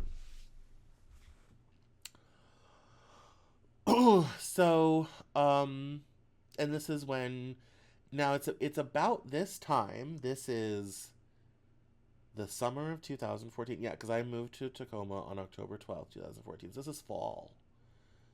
Yeah, because I went there in August. This is when I started what would become the Cameron Journal. I did not have that name at the time. It was CameronCowan.net. I had a very simple WordPress site with a theme called Writer, WRITR. And I knew if I wanted to promote my work and put myself out there, I needed to have my own platform. Because I could never get magazines to publish me, okay? I talked to the editor of The Nation one time who was like, love your article, don't know what to do with it. I'm like, if you love it, publish it. Didn't realize that's not how the industry works. And so I'd played the submissions game and was getting nowhere. And a lot of the stuff I wrote about was very timely, so it's like, okay, I don't have 6 weeks to wait. Like, this is relevant today, tomorrow, but it's not really relevant down the road. By that time, Denver only had one major newspaper. The Rocky Mountain News had gone out. We only had the Denver Post. And that was kind of that. And Westward was a cloistered world, and so my whole move into media in Denver really didn't work out. And the way it did work out ended in complete disaster. And so I wanted my own platform to be able to write my own stuff. And so the very earliest articles, which you'll see in like the best of pile, um, there's a best of the 7 years of the Cameron Journal, from 2014 to 2021.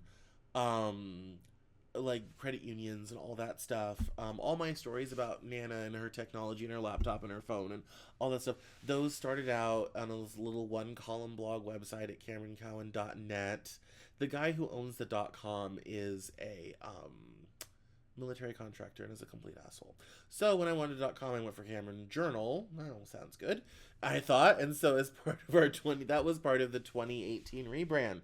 But when I moved to Tacoma, I started making videos and I started writing little articles. Some of whom I've either expanded um, or moved on because some of them weren't very good.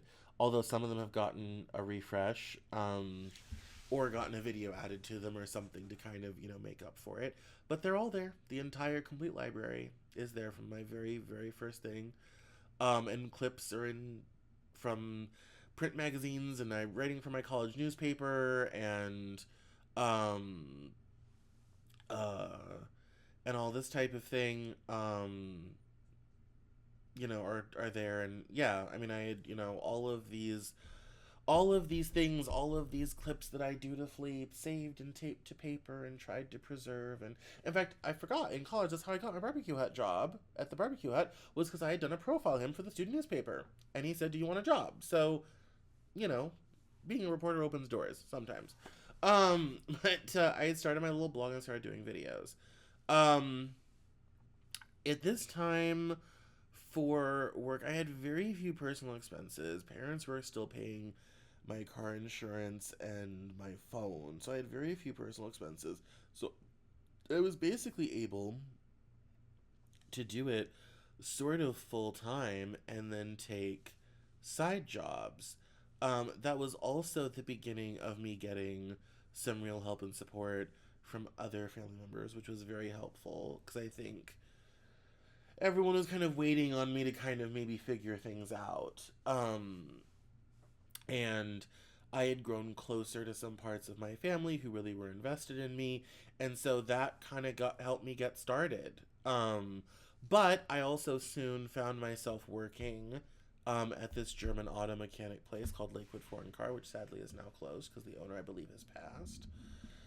And and so I started working for him. I started doing some other odd jobs around Tacoma and just met a lot of really cool people. I hung out at Metronome Coffee on 6th Ave and Forelli's Pizza.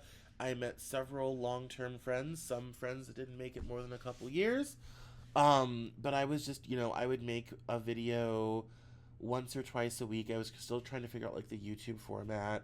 I was also making a podcast. I was also writing, so it was all very stressful. And I'm still trying to make a little bit of money on the side. Um, and and so it was a lot, and I did that through 2014, through 2015, through 2016. I went to my first writing conference, Chuckanut Writers Conference, way up in Bellingham, Washington, near the Canadian border. I also went to the Pacific Writers Conference, one of the oldest writing conferences in America, been around in some form since 1933. Learned how to pitch agents. If you ever take my writing course, I will tell you the stories of all of the pitching agents for the first time and how disastrous that was. My first novel, Cast Iron, was... I had finished the first draft by 2015 because when I had the chance to go to Europe for 3 months, also with my high priestess and her husband, again, I had it in a document box and I was editing it on the plane. And I got to go to Europe because, again, family stepped in. I had wanted to study abroad as undergrad. That was not available, couldn't do that, and someone said, I would like to make that up to you. And this opportunity came up to visit my friends in the UK, and I was working for them at that time. That was another job I had. I was working for them. I was doing their website, all this type of thing. That was a job that I had, with them, and so I had a chance to go visit them, and we were building their new website, and so it was a chance to get to work on that and all that sort of thing. And so, and that story, if it's not already in travel, it will be shortly because it was a crazy adventure, and I got to go to Paris and see Notre Dame before the fire, and Orsay and Louvre and Versailles, and I have a funny story about um, accidentally ordering two entrees at a very nice French restaurant called Les Select in the Fourth, when I meant to order an appetizer, an entree, and a dessert, and I was really reinforcing things about fat Americans. I felt very embarrassed. But the food was great, and and then I got to go to the UK and like live there for 2 months and like really like live in the UK. I met Liz Williams, who would edit my short story collection, and her husband Trevor Jones, who is just an amazing person. I got to hang out in Glastonbury and with magical, witchy, crazy people, and I got to go to Iceland and see Iceland and the wonderful, majestic majesty that is that whole country, and eat wonderful, amazing food, and it was just such a huge adventure, and so many, taxes. I got a cold at one point when I was in the UK, which was fun, and it was just a crazy, amazing, magical adventure. And and then 2016 happened, and the 2016 election happened, and my friend Jesse Jacobs, who I had not written for, I had driven for, wanted to sell off some of her art, and I said, Jess, you've played this game before, okay? Where you say, oh, I want to sell off some of my very expensive, high-priced art that's preserved in crates and all this shit. Archived, truly archival, museum archival. but it never happens. This sort of thing. No, no, I really want to do it. I will pay for you to come down and do it, and you'll make a nice chunk of money. So I did the drive in 2 days because I didn't have much money. 2 days, sort of thing, and that was Labor Day weekend, and that didn't end well, and because we got in an argument over something that she wanted in terms of how things would be matted and laid out, and that was not something that was available using the service we were trying to use, at least near as I could tell. Now, she died in 2020. She will maintain to her dying day that I was simply incompetent and didn't know what I was doing. I remember what I saw. It was a whole thing. It was very traumatic. I ended up hanging out in a hotel. I didn't get any money from her. I did not get paid. I got nothing because that was her punishment. And she treated everyone the same. Her children, their friends, all this type of thing. If you displaced the queen, you got nothing. And I remember I kind of lost to honor, and she, left the house and all this type of thing, and I wasn't there by the time she got back. I grabbed my stuff and I left. And so I went back to Washington, and I had kind of figured that even by that time, my whole content creator journey had kind of come to an end. I had produced a bunch of videos, the archives of which are on my channel.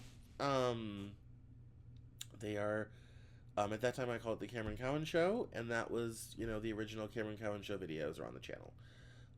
The ones that I could find, some of them are missing, but of all the ones I could get a hold of, and that weren't kind of newsworthy to the moment, because there were a couple of those.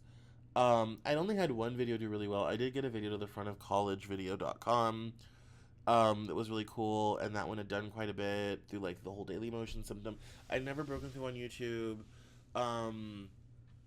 My blog never really did that well, and I'd upgraded to my own hosted solution, and I started to learn SEO. I already knew some SEO, but I learned it more. Social media, all this type of thing, and things were growing, sort of, but they were only sort of okay. They're worse than they are now, but they weren't anything that was turning a buck. I didn't have a breakthrough viral moment, except for that one college video one, and that didn't go anywhere. And I also, I had, a somewhat revised draft of a book, but no plan of action to get it published. I'd pitched some agents on it. No one was really interested.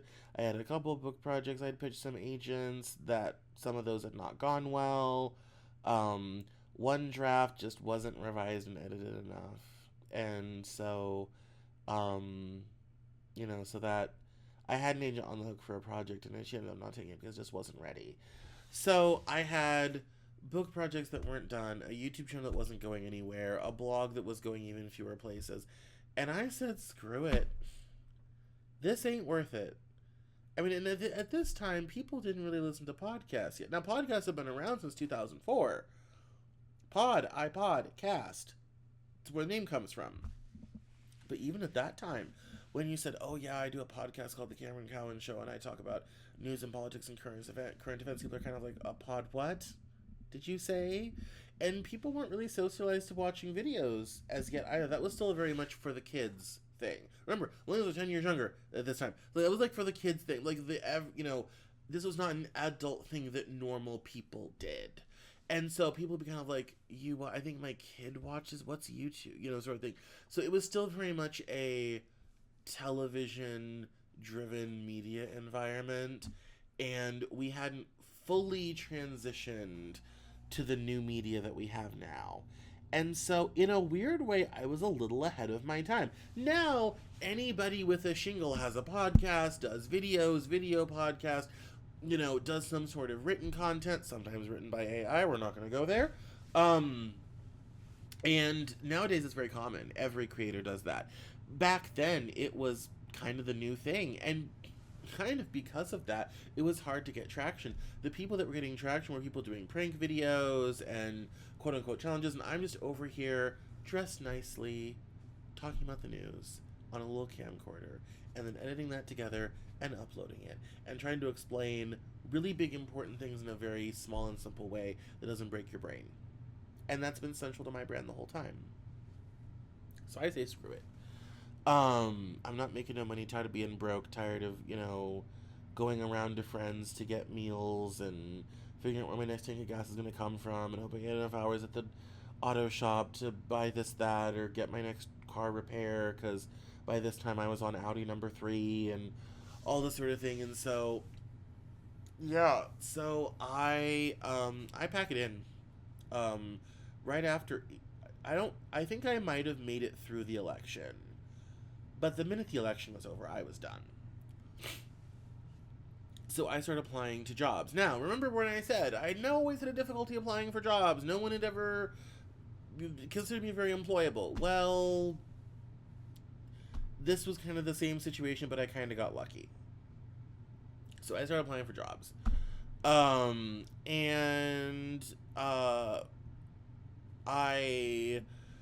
right at that time, my father decides to fly up to Seattle to see me for my birthday, and that was actually the first week I started. So it took me about 3 months of rejiggering resumes to finally find a job. I found a job in West Seattle. I live in Tacoma. This is an hour and a half commute. So but it's a job. I mean, there's not a lot of jobs in Tacoma. I mean, the reality is there's not a lot of jobs in Tacoma. In that region, especially if you're looking for like a white collar office job sort of thing, it's usually going to be in Seattle or points northward. I didn't have a lot of hope for anything in Tacoma, especially at that time. I think they just opened an office for State Farm and then closed it 2 years later. So I didn't have a lot of hope for finding something terribly local. And anything that I tried to get into locally didn't ever seem to work out either. It just, sort of thing. And so, even like the weed places didn't seem to, and I knew some of them and wasn't getting callbacks. And so I get this nice office job in West Seattle. It's fine except for the fact that it's a bit low paying. The salary range was 40 to 42,000, and with the cost of housing being what it was just not much. Now, so I did the drive for the first 2 months, and it really sucked because I had to do this super intense, it was in the real estate industry, and I had to do this super intense training in order to learn about rental housing and the real estate industry and rental housing so that I could then generate some resources because it was a membership organization, people who own rental properties, to kind of then generate information about that. So I'm not getting home till 8, 9 o'clock at night, and I have to be there 8:30 in the morning. So I'm leaving at 6:37, not getting home till 8, 9 o'clock at night. I did that for 2 months. That was totally burnt out situation, unsustainable. So I decided I need to move closer to work. I need to find something closer to work. And my rent at the room was not going to be beat. It was only $200. I knew whatever it was going to be more, but needed to find something. And it really sucked. My whole life was in Tacoma. All my friends, my chiropractor, I mean, everything was down there. And one of the kind of the weird things about the Seattle area is if you live in Seattle, you don't hang out with Tacoma. And if you live in Tacoma, you don't hang out in Seattle. There's a energy shift at about the Pierce-King County line where, yeah, like those don't associate. And because of the traffic and the geography and the travel distance, it's a trek. Like, you don't go down there if you don't kind of need to go, sort of thing. Because it's even on weekends when traffic is low, you're looking at 45 minutes to an hour. So I ended up going to this Sufi conference that I thought I should go to for spiritual reasons and purposes. And I met someone who was renting out their basement for $600. Aha! I can afford $600, says I. So, my friends that I'd lived with for 2.5 years, I packed all of our cars, and I moved to Seattle into this woman's basement. And I would live there for a year. And it kind of worked out because at about the time she was like, hey, this was supposed to be temporary. Are you planning on moving? Was about the time my job at that place came to an abrupt end and I was looking for something else. I got another job that paid a lot more and I could afford to move. So that worked out. But my ending of that job in rental housing was difficult because ironically I found the one office where even I'm not that extroverted, but in that office I was too extroverted, and that always kind of played a problem. The boss liked to pick on me. At one time she said that I like had poor hygiene and smelled, and I was really down, and my cubicle mate was like, no, you don't smell, I sit next to you, I would have told you a long time ago. I don't know why she picks on you. It was really miserable. There were points working at that job where I would visualize myself walking into my boss's office, taking a gun, and shooting my head in front of her. And I would just sit there and visualize that scene happening over and over and over again for 8 hours a day for several months. Now, I got lucky. She retired. Things were much nicer for everyone after she retired.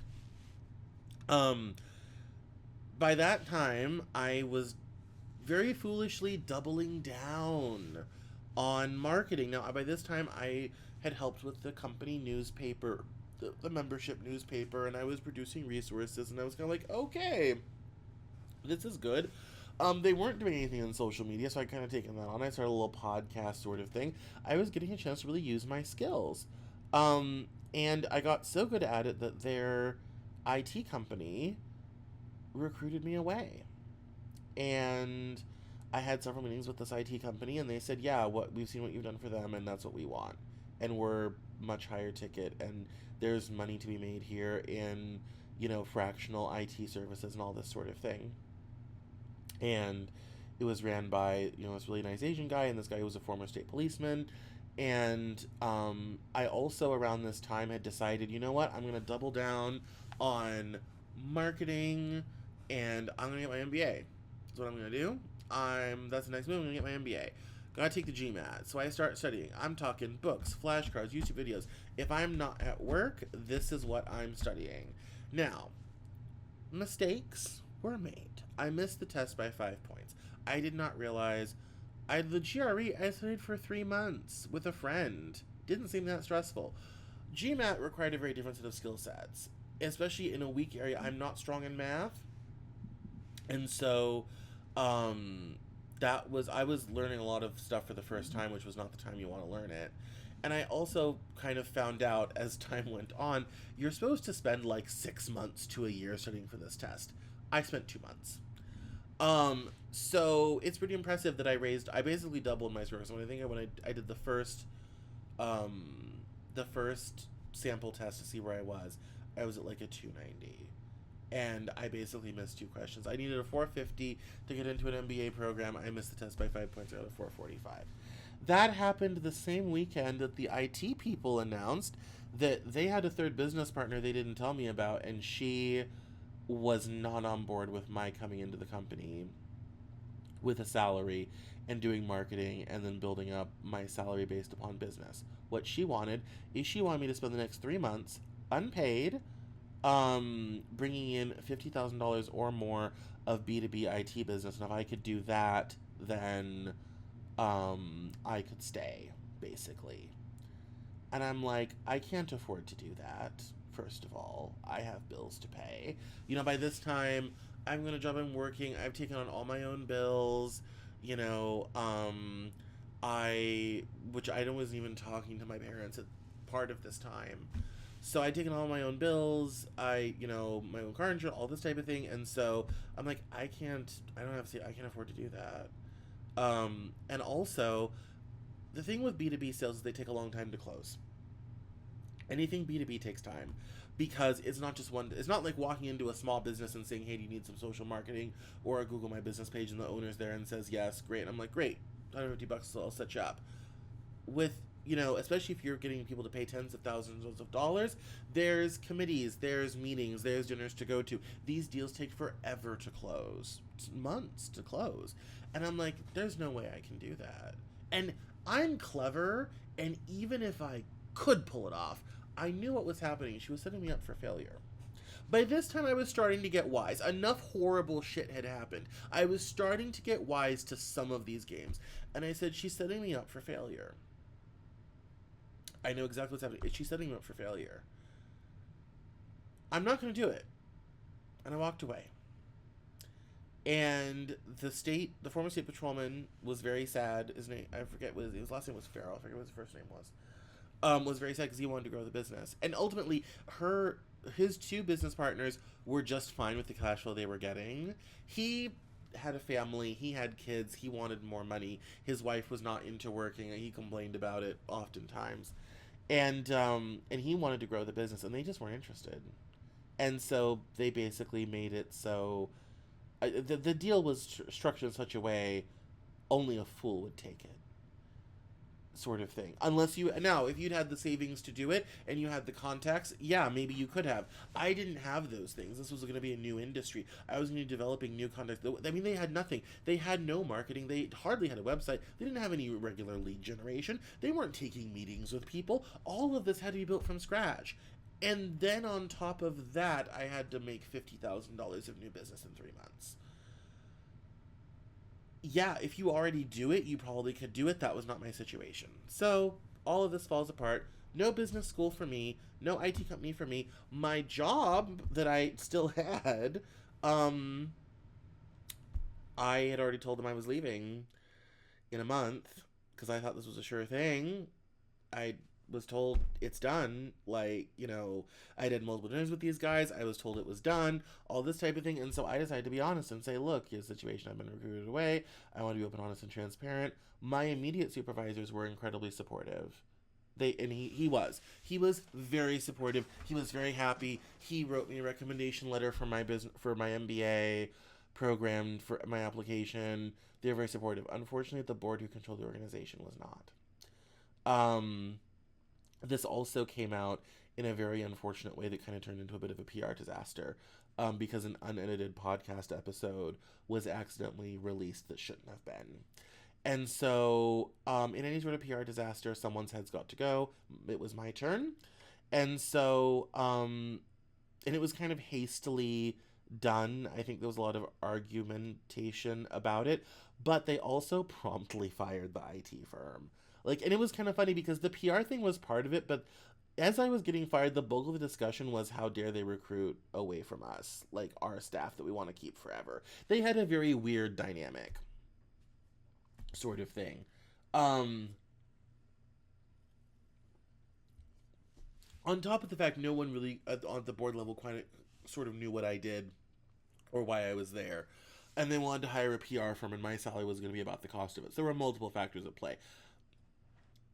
Everybody has their own parts. So that was devastating. I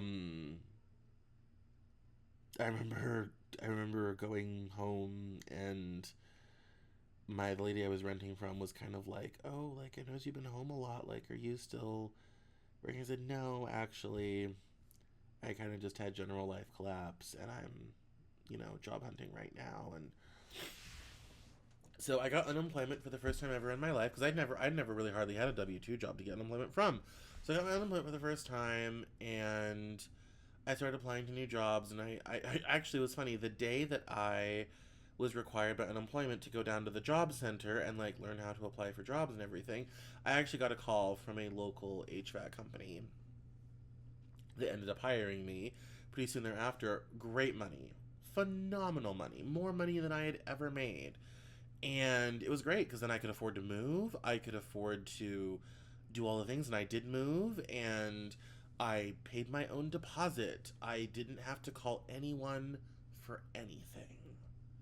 I paid all my own shit, bought all my own shit, moved into a very nice apartment, actually very similar to this one, life comes full circle, with a pool, with a gym, everything, and I'm kind of like, I've finally done it. This is how life is supposed to work. You are skilled, you work hard, you get nice things. Yay. This is, God bless America.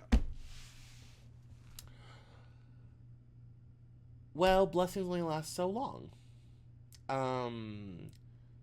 Not but 3-4 months in, yeah, I think it was about 4 months in. Um, the business started having major financial troubles.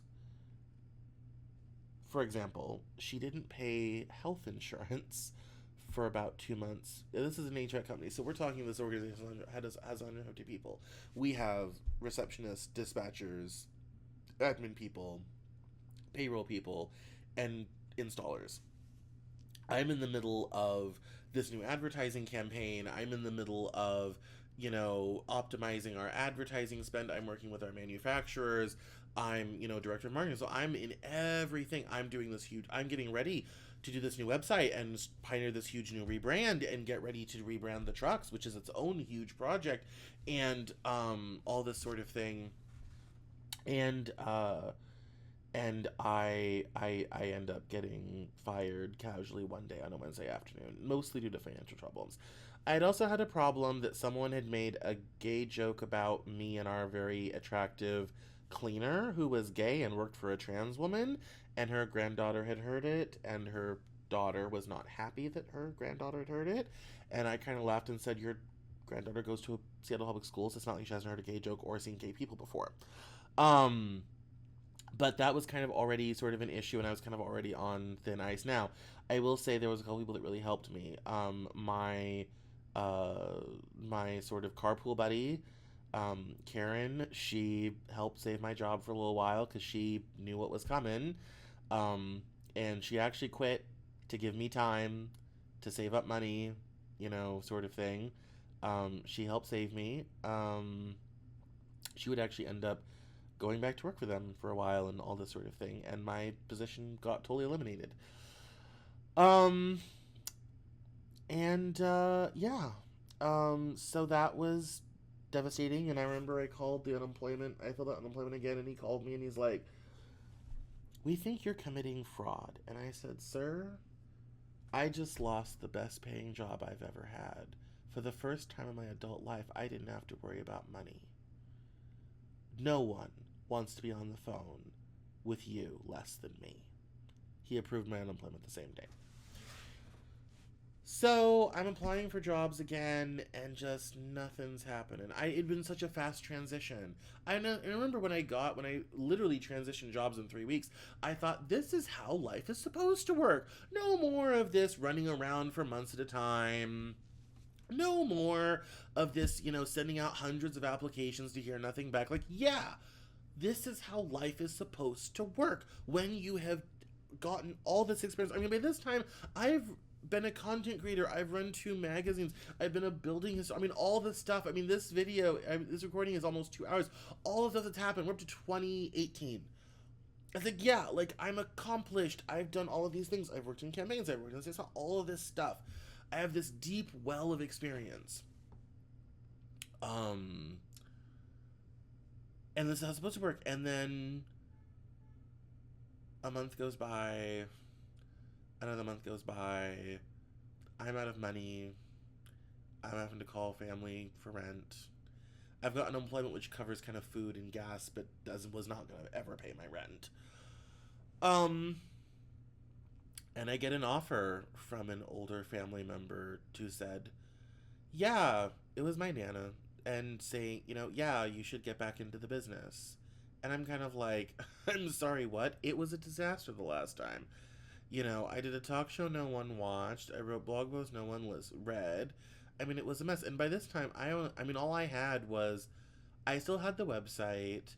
I think I paid for basic hosting to just kind of keep it online as a portfolio piece for job hunting. Um, and she's like, "No, no, you should give it another go and publish your books and all this type of thing." And I said, "All right, well, Seattle's expensive. I'm not going to do it here. I'm gonna walk out on this place, and I'm gonna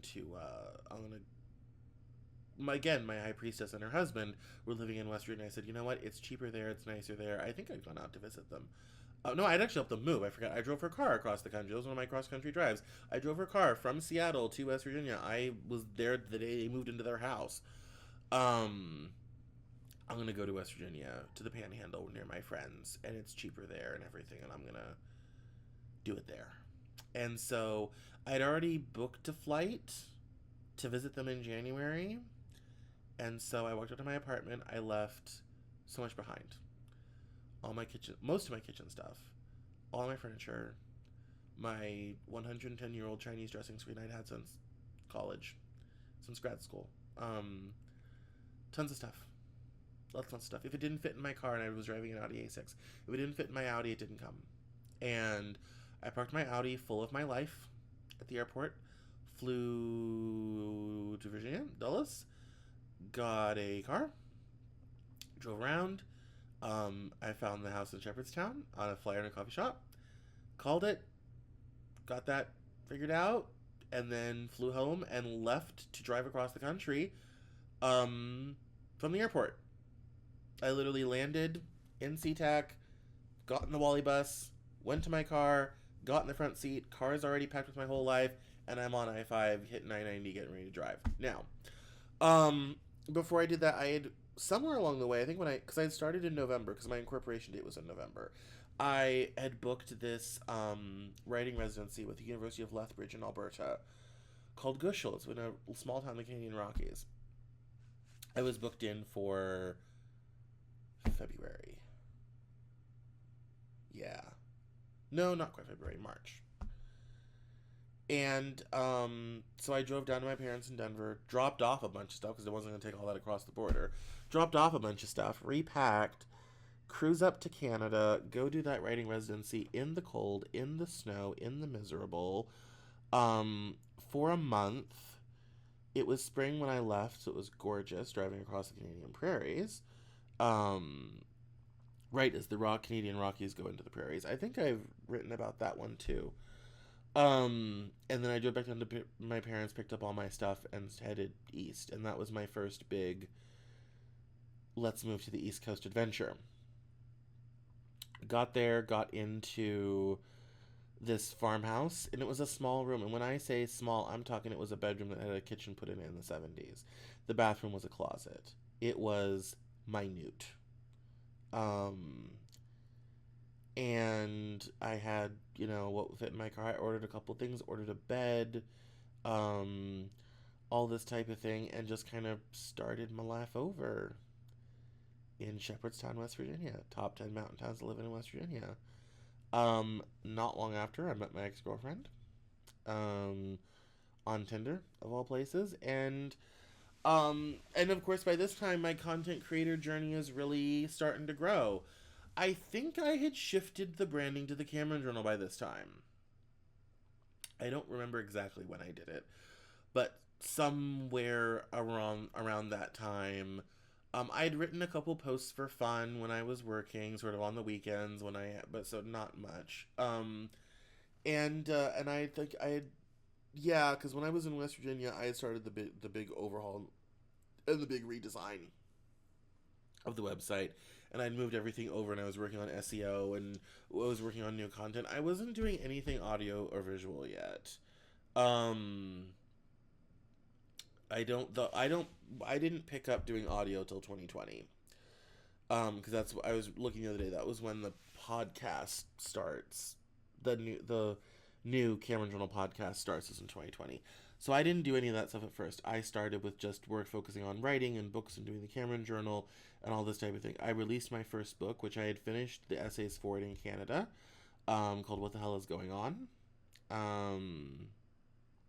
And I was just, by this time, I was not terribly invested in pursuing traditional publishing anymore. And I tell about this story when I teach writing. Because I had not gone well, sort of. I was still kind of, I don't kind of like, let me get something out into the world, and maybe that will then bring in something else. So I released What the Hell is Going On.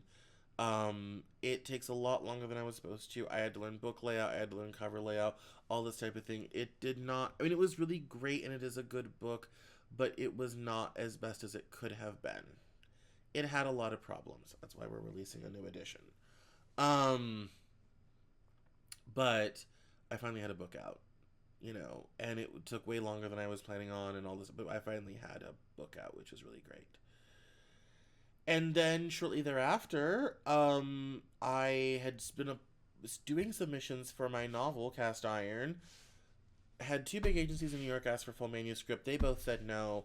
By that time, I'd put out my first book. I said, you know what, I'm just going to publish it myself. And then I followed that up with my short story collection, Unfinished Coloring Book. Now, here's where things become, once again, unfortunate. It's the fall of 2019. And I had thought about doing a used bookstore or not a used bookstore, but a book for independent books through my website because I was having to sell my own books, and I thought, well, maybe I'll sell some other indie titles, and that'll be really cool. And yeah, Amazon has totally killed the book business, especially when you have to charge for shipping. But I learned the real how books are sold and distributed, and which was good knowledge to have. But unfortunately, the Widgery Reading Boutique, if you were around in the earlier days of this and you remember the Widgery Reading Boutique, I was really making a big push for holiday 2019, and I did sell some, I did make some money, but not enough to be sustainable, and so I pulled the plug on that one. And then I was doing layout for my novel, and it went much faster because I knew what I was doing this time. And I was going to release it for the holiday season, and I was just tired and exhausted. And my girlfriend's like, look, let's get out of here. Let's go have Christmas for a couple weeks down in North Carolina, whatever have you. And release it when you come back in January. All right. So, it's January of 2020. And I put out my first novel, and it does okay.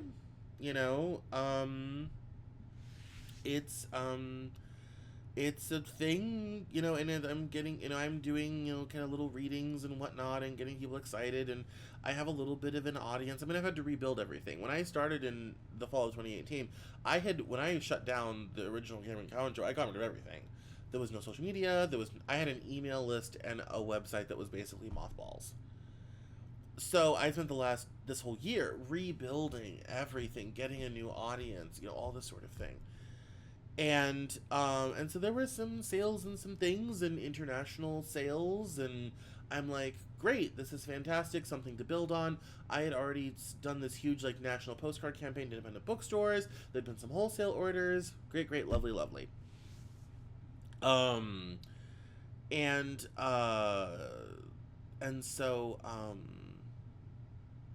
And so then I already had this short story collection called The Unfinished Coloring Book going, and I'd already been working on it, and I said, great, I'm going to follow up immediately. And so I decided to release my new short story collection on March 13th, 2020. Now, I also had been doing short story submissions. I had all this library now of short stories, and I had gotten a major journal publishing, and 34th Parallel Magazine was my very first big literary journal. So I'm going into 2020 thinking, this is my year. I've got a journal publishing coming up. I did a photo shoot for it. I'm doing a 3-photo spread plus a short story. I've got this new collection coming out. I just have my first novel out. Everything is fantastic. And then, COVID. And the day I release my short story is when the day lockdowns start. And the country shutting down. Now, as a side note, I break up with the girlfriend on February the 28th. I find out about lockdown at an Airbnb in Berkeley Springs, West Virginia. I had worked with my landlord, who was twice divorced, and he's kind of like, yep, sure, not a problem, let me get you out of there, all this sort of thing. Gave up my deposit to get out of that situation, and I've got my life in a storage unit in Charlestown, West Virginia. The rest of it's in my car. They're saying, oh, stay home, shelter in place. I have no home to go to. So, I remember those early days of scrolling Twitter, and if you refresh Twitter, the news had changed. It was that fast. Things were developing so fast. And you just don't know what's going on, what's going to happen next. It's a mystery. Um, and I was like, well, because my original plan was like, yeah, I'm going to travel this summer and I'll figure out where to go in the fall. And, I'm going to go do some more writing residencies and all this type of things. I've already been applying. So there's this really great place in Virginia called the Porches Writer Retreat. And I'm kind of like, well, I'm going to go down there anyway. It's in a rural area. And I, again, didn't realize how long this whole pandemic thing was going to go on.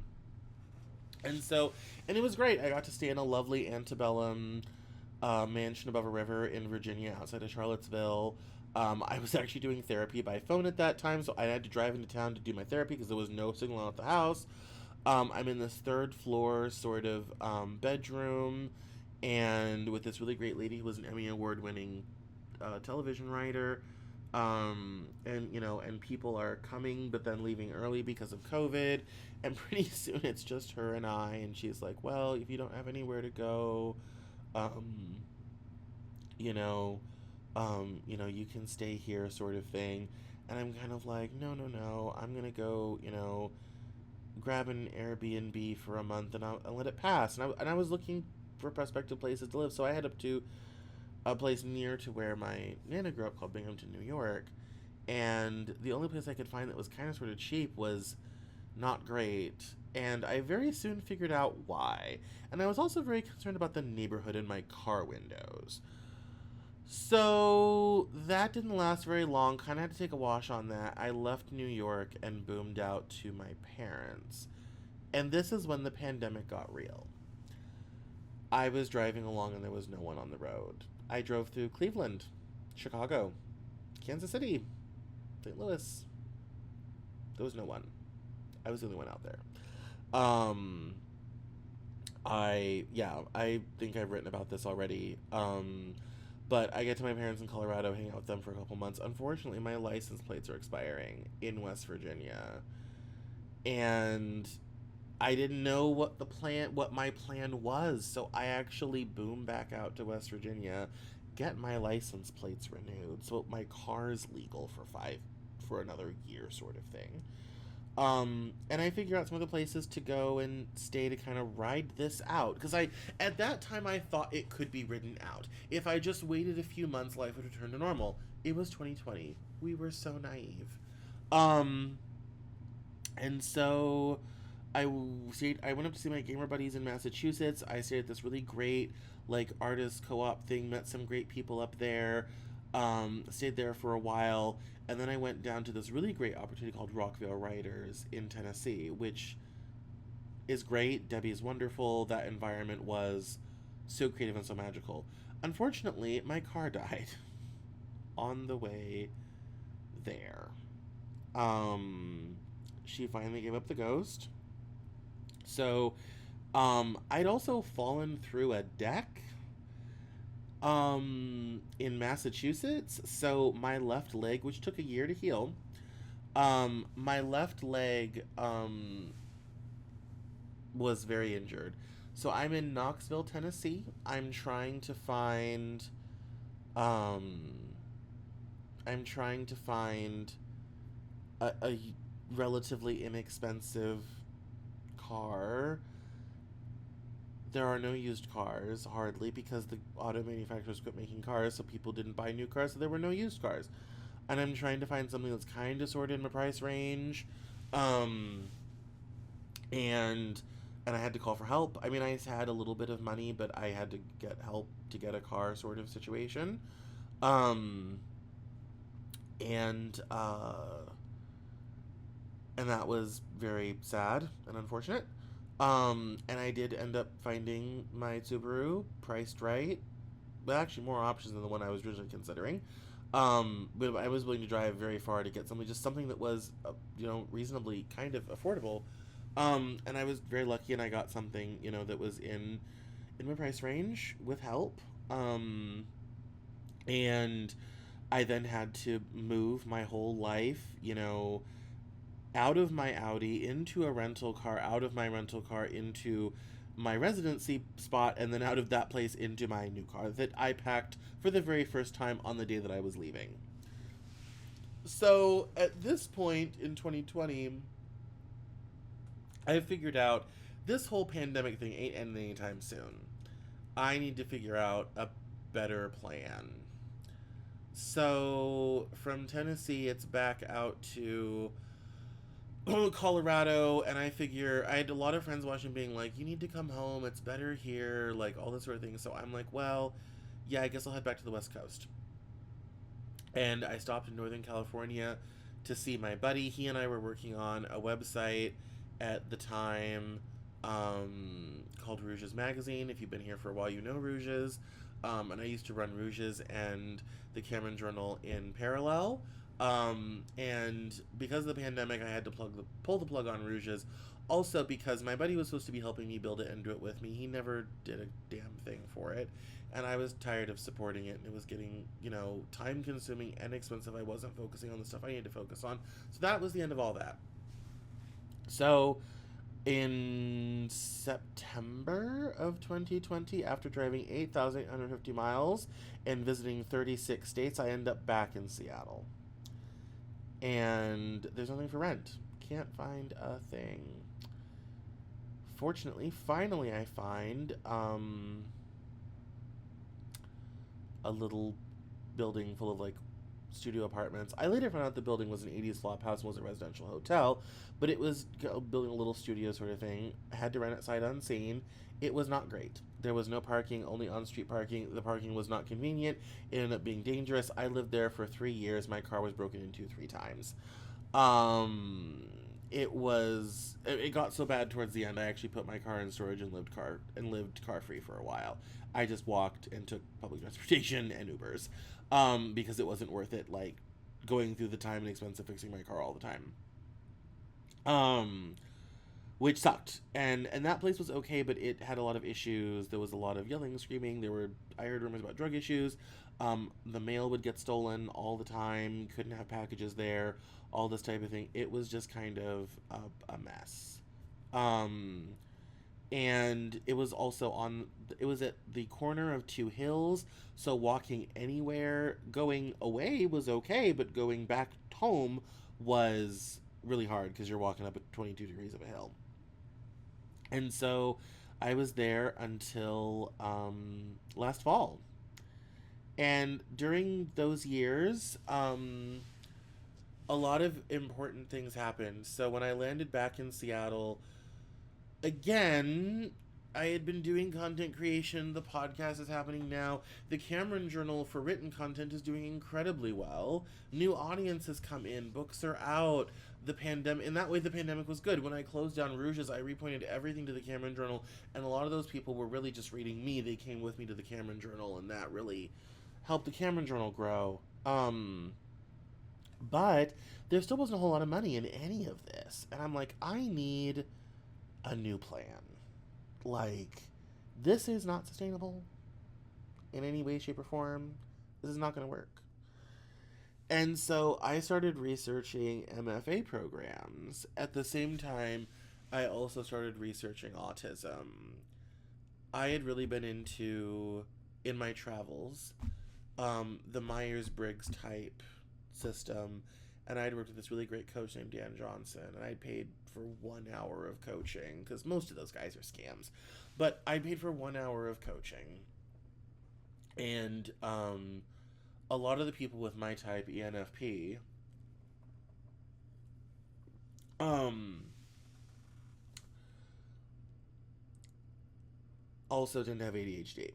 Now, I never considered myself ADHD before, because I'm like, no, I'm organized. I have a system. I can keep track of my keys. Um, I've seen people with crippling ADHD, and I am more organized than that. And I still, am believing in myself, like, I'm organized, I'm industrious, I'm talented, all this type of thing. And I've always kind of wondered, like, why life never seemed to work for me.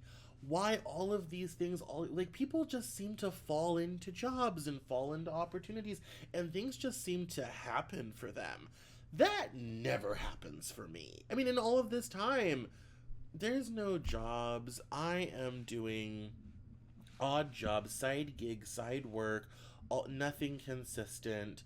pillar to post, hand to mouth misery, and then if I, and one emergency, I gotta call my family for help. And this is not good. I'm like, I don't want to live like this. So a lot of people think this is like, the ideal thing. Like, no, no, no, no, no, no. I enjoyed my 2 years of not having to ask anyone for anything. Like, that was great. Would love to get back to it.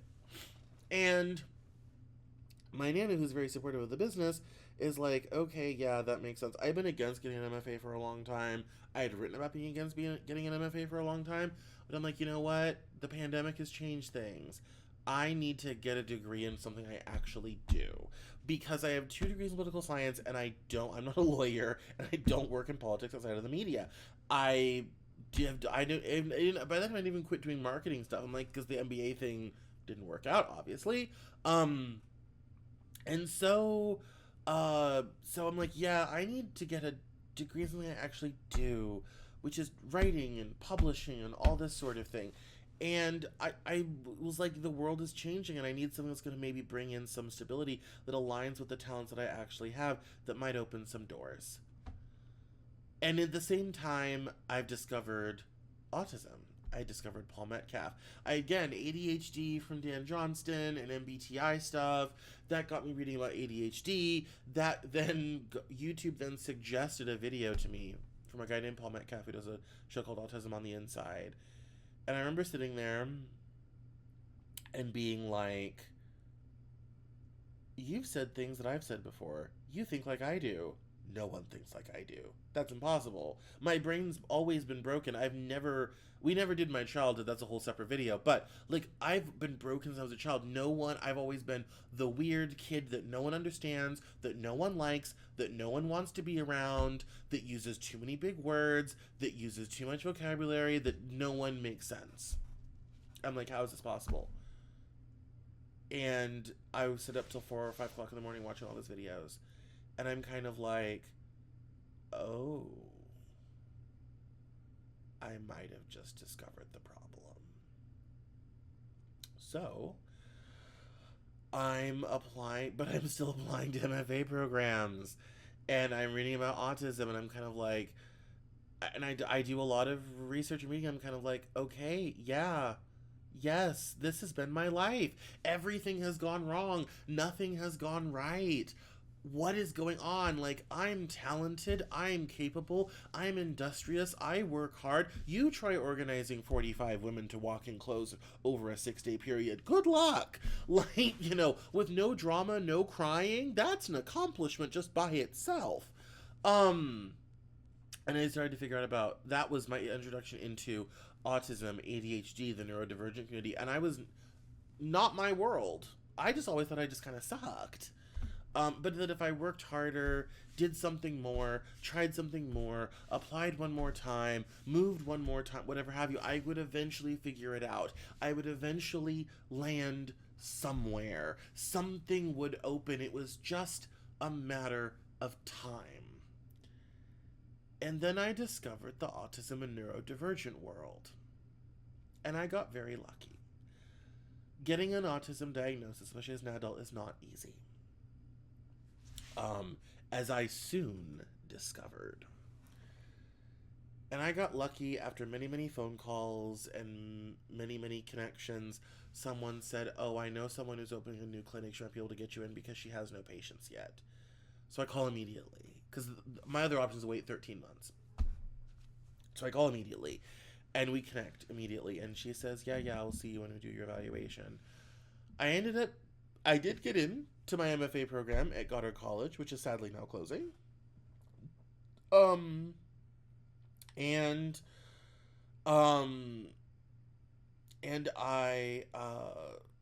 that was great.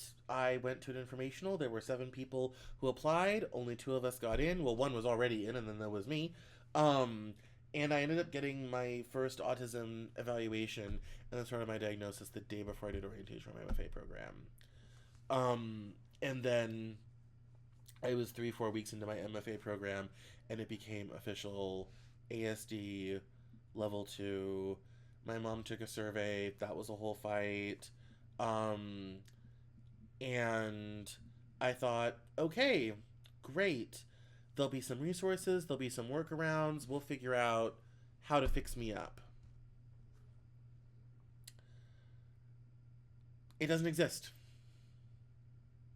I called therapists, I called doctors, I called people. It's well known in the ND community. There's barely resources for the kids. There's nothing for adults.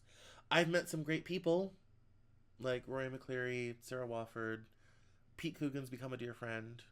He and I met at a public autism group on Facebook right before I got my diagnosis. Uh,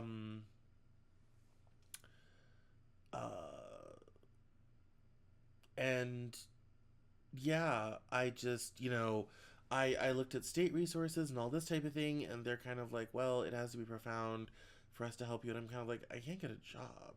Like, how's that not a problem? And unemployment in autism is sky high. It's 80%. It's one of the reasons why the average lifespan is only 55 years old. We just don't survive that long. There's not an autistic person I don't know that doesn't, jokingly / openly talk about suicide. Or, talk about their plan to exit because we all know this isn't tenable. So that brings us up to 2021. The pandemic grinds on. I'm now in the MFA program. I get some scholarships, some COVID help, which really helps on the money front because that's not good. I really kind of shot my wad in 2020. And so, but I'd sold some books, some other things. And so it was good. It was good. And so, with the MFA, I've got, access to some resources and all this type of thing. I've got a relatively cheapish place to live, in Seattle, and now I'm just trying to survive. And so the first year of the MFA program and autism were terrible. One, because I was trying medication for the first time very seriously at higher doses because I need high doses because medication doesn't affect me very much. So I have to take a lot of it to get any effect. And then my first advisor was not a fan of me or my thesis project, or anything like that. And then I switched to what I thought was a better advisor, and it somehow got way worse. Weirdly enough, that's a long story.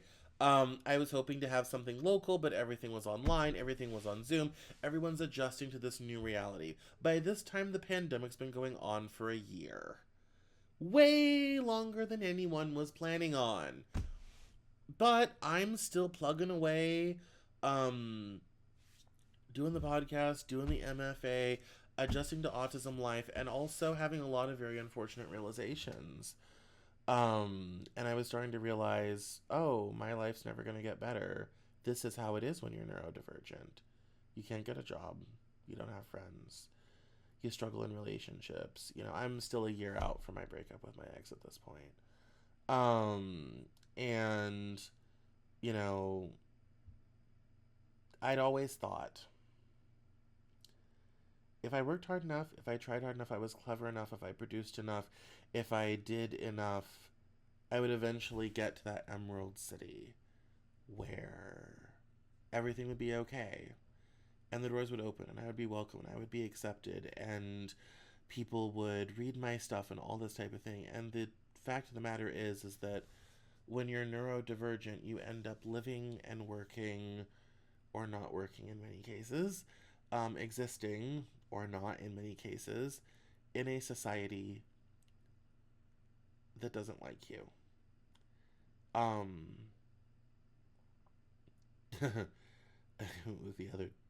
Saw something the other day about how Trump said disabled people should die. That's kind of the general attitude of most people. There's not a lot of help, and there's quite frankly not a lot of sympathy. And I'm not saying this to get sympathy, although it is much appreciated, especially by those who need it more than I do. But the unfortunate reality is, there's just not a lot of options. And the first year is always the hardest, and I remember Roy McCleary told me that. And Pete Coogan and I were diagnosed at the same time, and the first year was very hard for him too, but in a different way, because he's married, he has children, he has an okay job, although I had to help him a lot because they were trying to manage him out, and I helped him avoid that. But the first year was really hard, and I had to realize, no, there's no Emerald City. No one's coming to save you. You can't save yourself.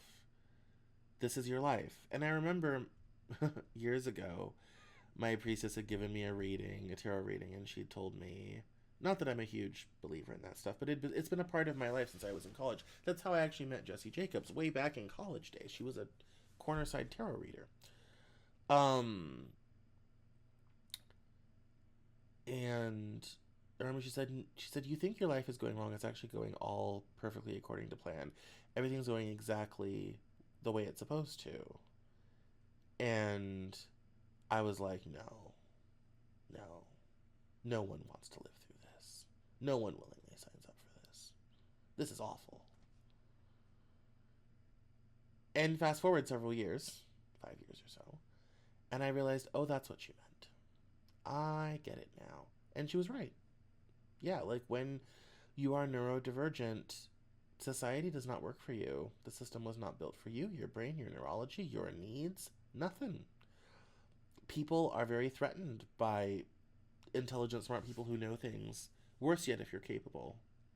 Um, Most work and whatnot is a performance, especially any sort of office work, anything corporate.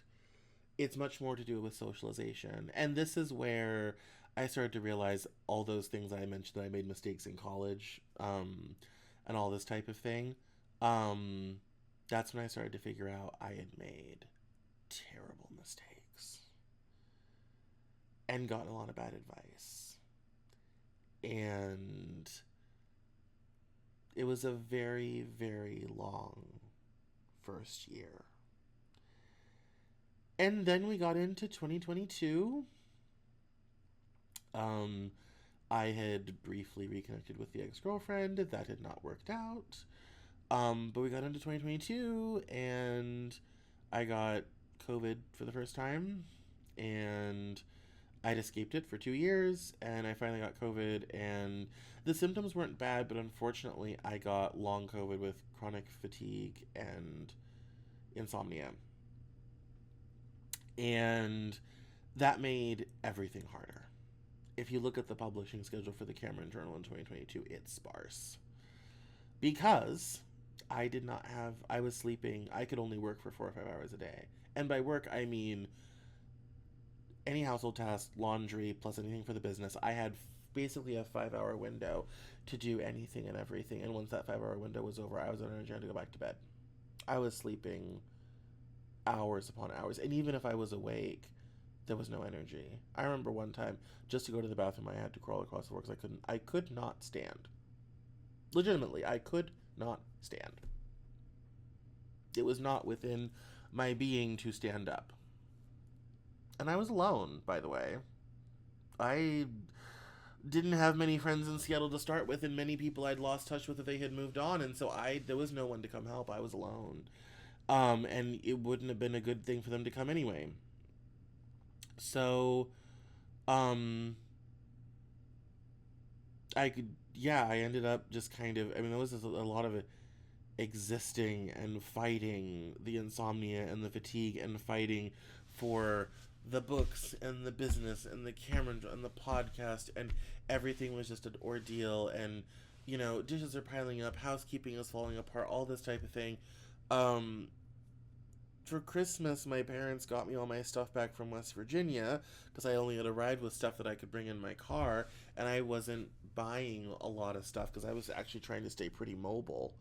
Because I didn't know what was going to happen. Um, and so all my stuff showed up, which is really cool. It took me a month to unpack it because I could only undo one, like 5 items or 6 items because I was too tired between grad school and everything else. I became such a caffeine fiend, it wasn't even funny. It was one of those like roll over, drink a Red Bull, and maybe we can get up and go take a piss type of situation. Oh, you want to do unpacking? To drink another Red Bull. Oh, you want to take out the trash? That requires you to go down a hall, up a floor, down another hall, dragging this stuff the whole way. So you think, oh, you want to run errands? Well, your car is parked up a hill, so good luck walking up that. Your lungs are not going to like that because I got lung damage from COVID. And you're also going to have all this energy moving. Everything was energy. Everything took effort, and I was on very low reserves. And I'm still in grad school, still operating my business. Still taking side work. Still trying to make money. All this sort of thing. But I'm getting closer to graduation, and I start applying to fellowships and residencies at the American Library in Paris, the American Library in Berlin, Hartford Radcliffe. I was on all these fellowship sites. I'm, working the system being like, okay, I've survived this whole MFA thing. I've survived, 2 terrible advisors. I went to a great residency that didn't work out for me in upstate New York in the summer of 2022. I went to a conference in Arizona in 2022, which was miserable because I was still so sick and I had my back readjusted, and they had put the curve back in the bottom of my spine, and it's fucked everything up, and so I was in a lot of pain. And I'd gone to that conference in Arizona in 2022, and I'd realized that the most successful content creators were all dumping thousands of dollars into marketing and lead gen. They were advertising at great expense. And yeah, a lot of podcasts were charging to have guests. A business model that I would eventually, adopt elsewhere, not on my show, but in other things that I work on. But I also realized that this industry had become pay for play. The old system of being able to kind of organically bubble up through the ranks and all that type of thing had gone, mostly because social media, the algorithms had come in, and and you had to please you didn't have to please the public, you had to please the algorithm. And everyone's like, oh yeah, you gotta niche down, and and it was all about the micro niche. Choose something so small and so specific, there's no competition, and you can pop. Well, that's never been me. I talk about a wide range of things that in my mind are all connected.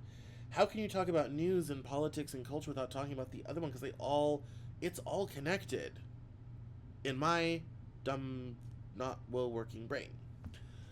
And so I never was a niche guy or anything like that, but I had figured out that even for the micro niche people, because I'm sitting in a room of 300 people at the Tilt Conference with Joe Palizzi in Phoenix, Arizona, and everyone's kind of like, yeah, this is great, we're creating all this content, and we're talking about how do we make money at any of this. And I very quickly realized anyone who's doing this is spending thousands of dollars advertising. That's how they're growing their audience, that's how they're growing their brand. We've come full circle. It's back to the days of taking out an ad in the newspaper or ad in the Yellow Pages. We've just gotten back to that same system. There's no meritocracy anymore. And that was when I figured out I needed a whole different business model and plan for life. And then I went to this terrible residency, and I had a kidney stone in there too, which was not fun. That was very, very painful. Right before that conference, it's like kidney stone, I've gotten, I'm a year out, I've gotten COVID and then kidney stone, and then I go to this conference in Arizona, then I go to this residency in New York, and the residency, the people there are lovely. I did not have a good time. I chose to leave early. It did not end well for me, but they're lovely people, and I hope one day to go back. And so I get into the fall, and I'm getting ready to graduate, and I get back from New York in time to do my final residency for my last semester of my MFA. I meet a new advisor. She's great. I get through. It's a big push. I turn everything in. I'm good to go for graduation. February, I get COVID again at my graduation party where we did tests and did precautions. I've never been sicker than I have been in the 10 days that I had COVID. And all the chronic fatigue and insomnia that I had finally taken a year to defeat all came back. And it was worse than before. But I'm cool as a cucumber, because I'm kind of like, yes, this is miserable, this is awful, but I'm going to get through it. And one of these residencies is going to happen. I've just got this new great degree from this premier program at this great college. Like, I've got the things. I have books out. I've got a huge body of work. I have this whole library. In 2023, I reintroduced video to the brand. We started doing video again. Um, and I started producing videos, and I was getting on TikTok, and I'm kind of like, yes, and I met people who got me into maybe looking at consulting, with brands about how the news and the headlines affects them. Great, great, great. Public speaking, wonderful. Always wanted to do that. Never had enough body of work to justify that. All this type of thing. And it seemed like everything was sort of coming together. And then I'm faced with my lease in Seattle is ending. Downtown Seattle's getting very dangerous. Seattle's very expensive. Washington's getting expensive with new taxes they're passing. And so I'm like, all right, I've got to get out of Washington. And that was very sad because I love Washington State. I wanted to buy land there and live there forever. That still feels like home to me. I still feel like I'm away from my home. And so I was looking at various and sundry places to go. I looked at South Texas and all this sort of thing. And I'm still adjusting to autism life in all of this. And I'm trying to figure out where to go, where it's going to be best for me to try to figure something out or whatever have you. And especially when I get none of my fellowships. And Harvard was the last one. They waited the longest to say, no, we're not going to have you. I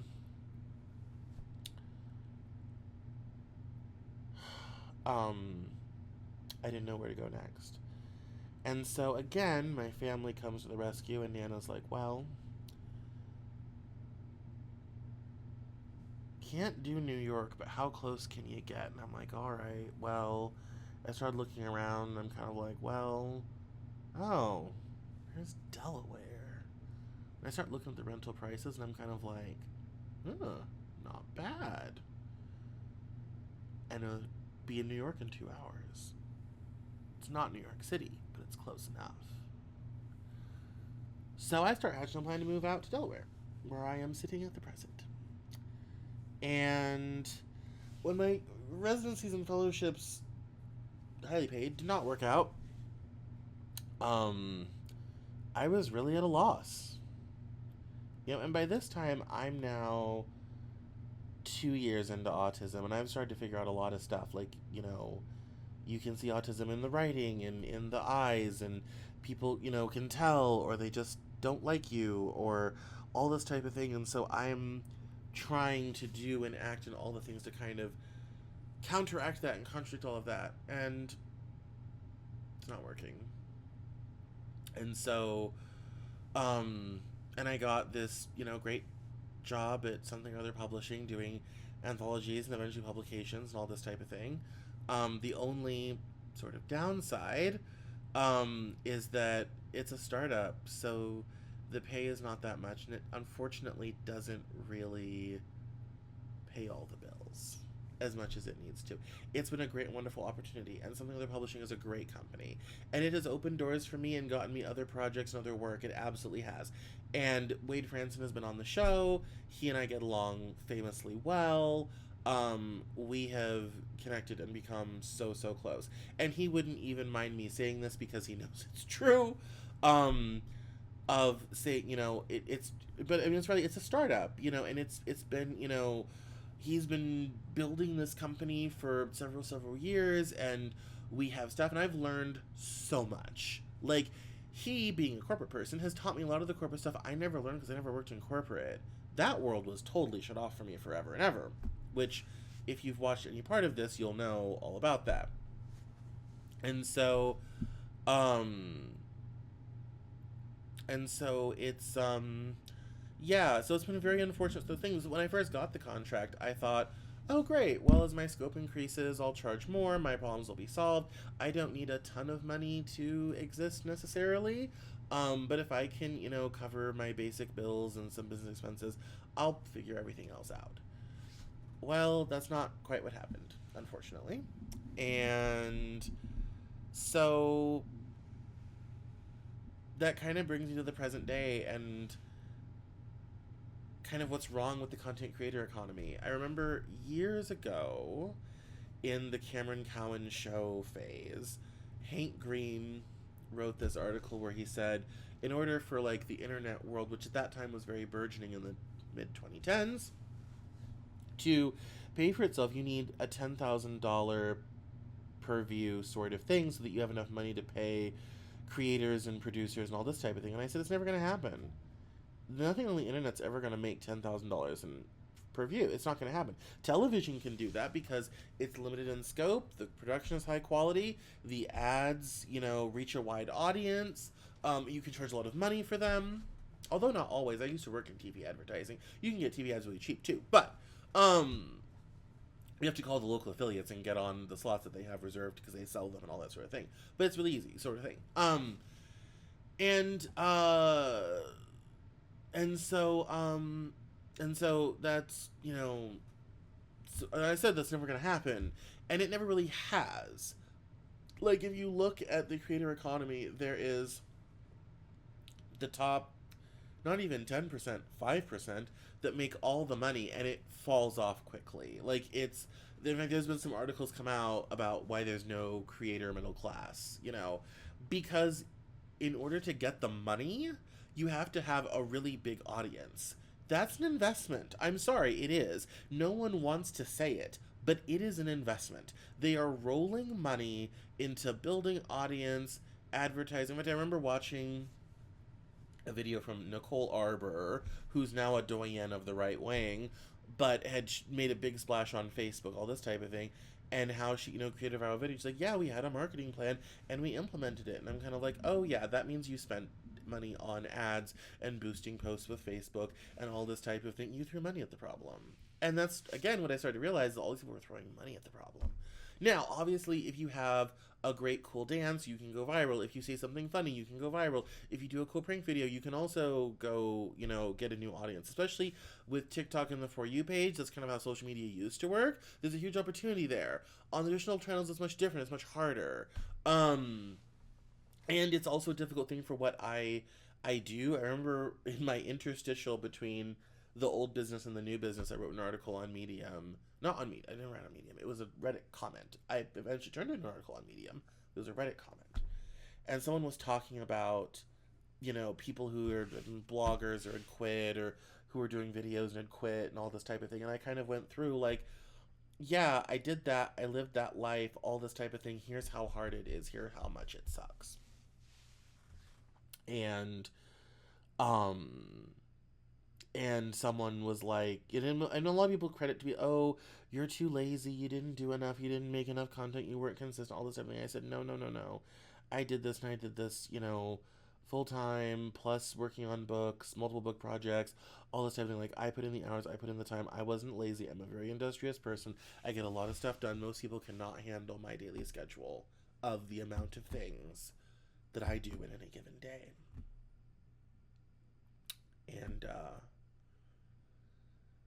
And I said, all right. And that was kind of, and then the person responded and was kind of like, yeah, like, you really did do it, and it really kind of sucks. And that was just emblematic of the situation, and I didn't necessarily realize that at the time. But yeah, it's like, there's really not there's no $10,000 per view thing happening on the internet. There's no creator middle class because the money flows to the top of the people with the biggest audiences.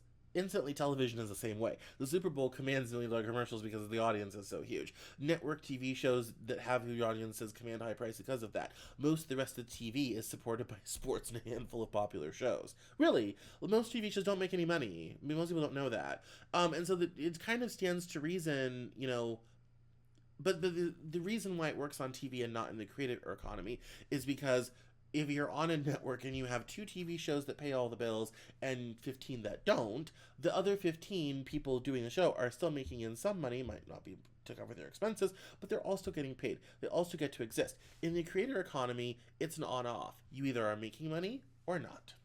That's it. It's on or off. And there's even some fairly popular creators, even in gay space, whatever have you, that end up having to go back to work, take jobs, get a day job, whatever have you, because the money here is not great if you can even get a hold of it. It's inconsistent at times.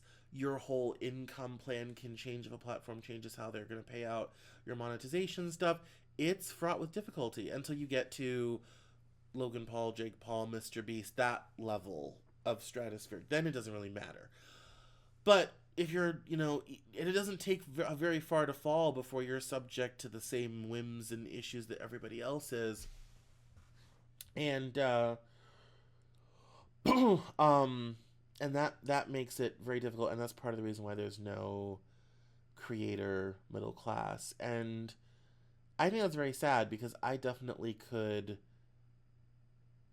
use that. I wish I could be in the creator middle class. I don't necessarily need to be Mr. Beast to be successful. Um, you know, I've had some videos do some nice numbers. I've had some shorts do some nice numbers. I've, started with very few subscribers. I have 4,000 now.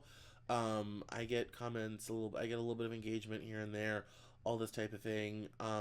It'd be really cool if all of that work and those views where YouTube has made money the entire time paid out. Same thing in the podcast world. It'd be really great if these podcast networks had ads that ran before everybody's show that everyone could get paid a modest amount of.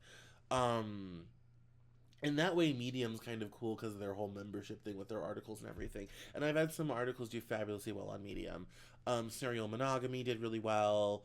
My recent article on Thought Leader did really well. The OG one, Genetically Modified Foods, did very, very well. But it's amazing you can do all of that. All the stuff that I have done.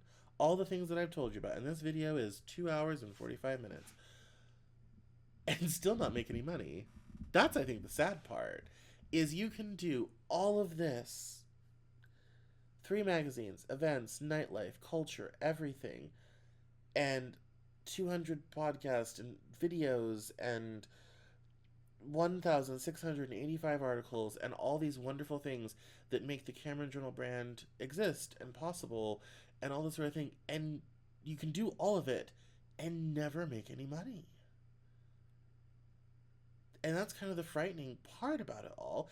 And that's why there's been so much consolidation in media and why Vice has gone under and all this sort of thing is you can do all of these things and not turn a buck.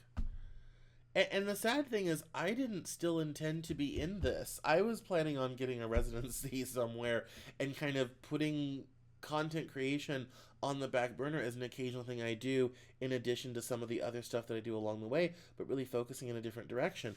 I didn't really intend to still be doing this. I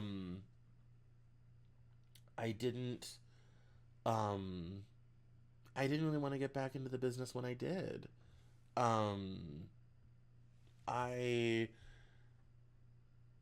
saw for what it was a long time ago, but I took a chance, I took an opportunity, and I feel like there's so many chances and so many opportunities and so many things that have come along, and for reasons, they've not worked out. And I mean, I've gone through that pretty exhaustively in the course of this little talk. And,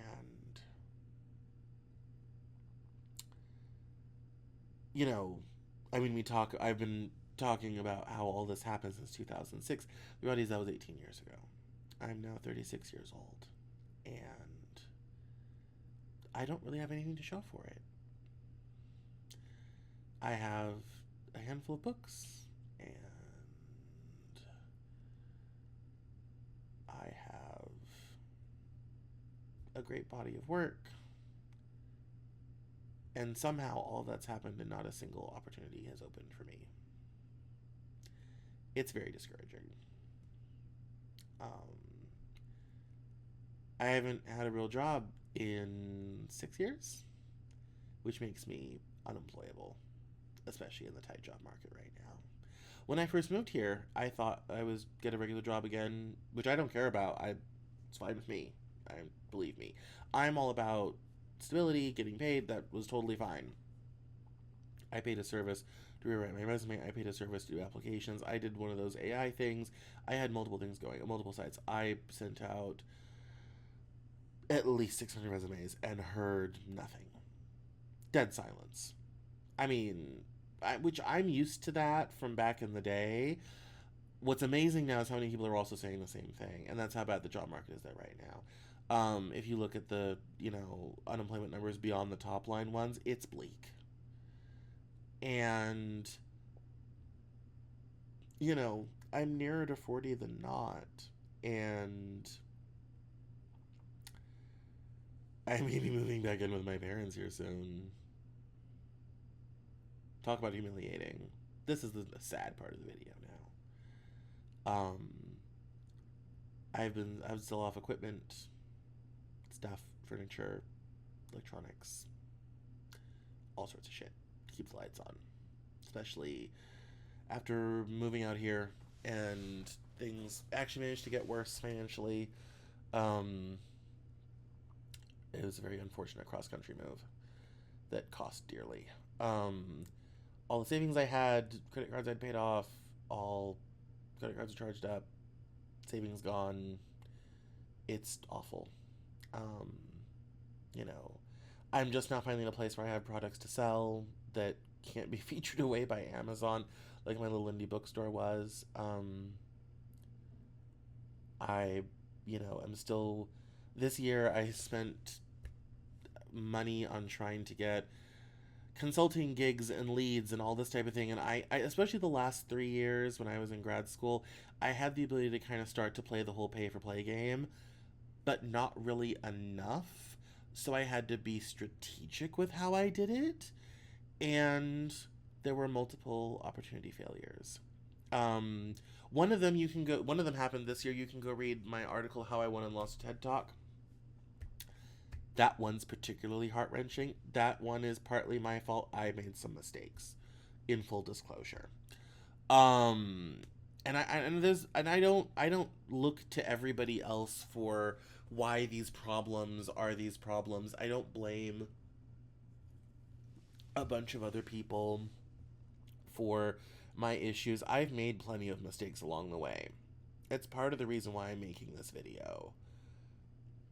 I had a bunch of bad advice. I didn't handle college well. I didn't understand what the working world really was like. I didn't understand that the working world has absolutely nothing to do with how hard you work or how industrious you are or how smart you are. It has to do with how popular you are. I remember I met somebody in 2021 into 22, and she's like, she's like, that's the problem with people like you. You come in and you work hard, you make us all look bad. We're all here trying to just get the most money we can before retirement. We're not trying to do the most. And there's tons of advice in indie circles like, hold back, don't work as hard as you could because it's going to make people look bad and it's going to embarrass them. Um, for me, I can't open my mouth. People are very intimidated by intelligence. And so I literally, and people laugh, but I said, literally, if I want people to get along like me, I really can't talk. I kind of have to be the quiet, silent type. I didn't understand how much racism there is in professional choices. Same friend who told me about, doing too much, all this type of thing. She's like, Cameron, you're a large brown man. Most people in the corporate world want to ask you for advice on their NFL fantasy draft picks, and they think you're with security. White people aren't going to ask marketing advice from you. And I was just about to restart my marketing consultancy, and I don't do marketing anymore. And if I had it to do all over again, I wouldn't do marketing as a job. I wish I never was a freelancer. It was great. I got to do really great things. I got to work in television, and I got to make infomercials, and I got to do business on every inhabited continent, and I got to learn about stuff through transcription and dictation that was magical, and I got into industries and things I didn't even know existed. It took me places I would have never gone on my own. But the reality is, if you're trying to get a W-2 employment job, being a freelancer is a liability. Working for yourself is a liability. Being a contractor is a liability. And that's been all my life and all my experiences. I was never able to get a job. And so now I'm in a situation where I'm closer to 40 than not. I have a ton of experience, most of it not corporate, not in W-2 jobs, lots of freelancing, lots of contracting, lots of working for myself, owning my own business. I've not had a real job in 6 years. And I've had recruiters tell me this, that you're in the hardest position to get back into the employed world. They don't want people like you. And so I don't know what I'm going to do. I genuinely don't know what I'm going to do. And I feel like my whole life is pretty much collapsing around me. Everything I have built, everything I have put in blood, sweat, tears, sleepless night, thousands of dollars, all this type of thing, and it could all be over not too long into the future. Um, because the primary way that I work doesn't actually really pay anything. And I can't go to people who are paying for something and do that there. And I'm sure there's gonna be lots of comments, oh, you should have gone into the trades, blah, blah, blah. I'm unfortunately in a health situation with my lungs where that was not necessarily possible. Any sort of outdoor work, because my lungs are so affected by weather, is very difficult for me to do. I have done some of it from time to time. Um, but if you've, watched any part of this video where I talk about my ongoing, 30-year health difficulties, you understand why those, being in spaces where there was a lot of dust, mold, things like that. I did allergy shots. That's probably what almost killed me in 2010. So I could be around like pets and things like that. All of these things. I mean, there's, kind of a health issue there. And so, no, I wasn't able to go into the trades. And that's been a favorite advice on Reddit since like 2013. Oh, good one. And I mean, and I get it. I have 2 degrees in political science. That political science is a joke. It's been a joke on the internet for a while. It's a joke. Like, it's the poster child for the useless degree. I remember in grad school we used to joke, here's a sign you'll never read. Political scientist wanted. It's supposed to be a jumping tone to something else.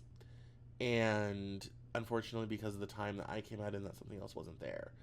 The opportunities and things that used to exist before the recession didn't exist. Entry-level jobs have got... I mean, if you want to read all this, my book is coming out soon, America's Lost Generation.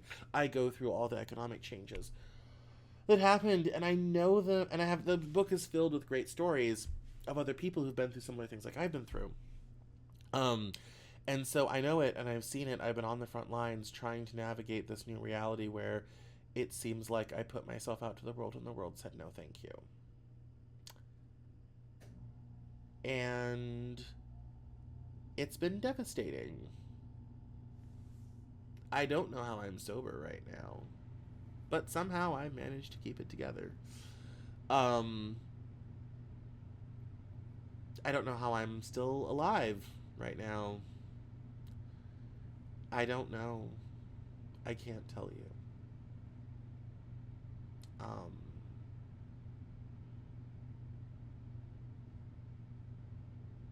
I would like to say this is the hardest thing I've ever done, but it's, I mean, it is to a point, but it's also kind of the only thing I've ever done. I wish things were different. I really do. I wish that I could generate the type of audience that would actually be big enough that I could get paid to do this sort of thing.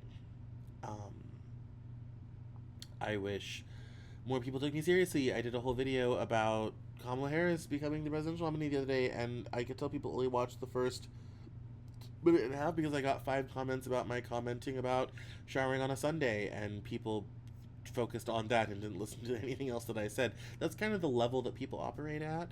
It's one of the reasons why when I started the Cameron Journal, I did less news and politics, more culture and life, because I figured out people weren't really that into news and politics and the news junkie stuff the way I was. Like, I was kind of only for other news junkie sort of thing.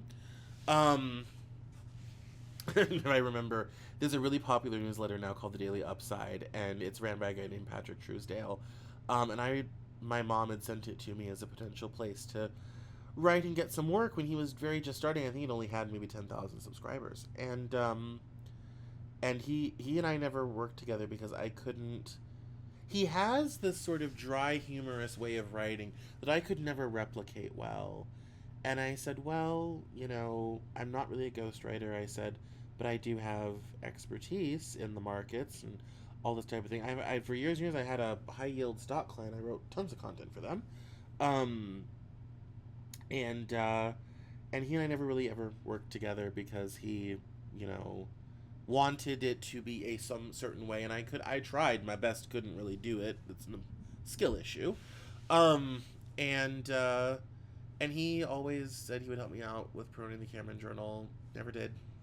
I'm like, I could, if you just give me a free ad or something or anything, or let me write an article for free content, sort of thing, and never ever did. He ended up hiring a bunch of other people, and the tone of the newsletters totally changed. He ended up hiring a bunch of other very high flying white dudes and all this type of thing. But the I think the long story short is a lot of things in life went wrong.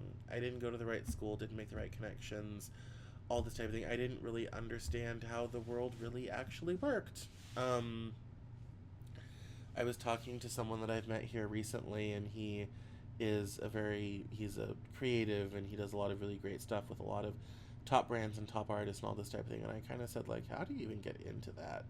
And he's like, yeah, it's just a lot of socializing and hanging out. And I'm just like, oh, yeah, I never was good at that. Um, and I couldn't afford to do it, and I'm at the time in my life where I need to be expansive. I need to be going and hanging out places, and I need to hire people to take on the tasks I don't have the time or inclination to do. All of those things are all very necessary, and that's just not the on the ground reality. And the sad thing is, at this point, I don't know what else to do. That's the depressing part. I don't know what to do. I'm out of ideas for my own life. And it seems like being me is just quite simply untenable. Just doesn't add up anymore. Very sadly. And,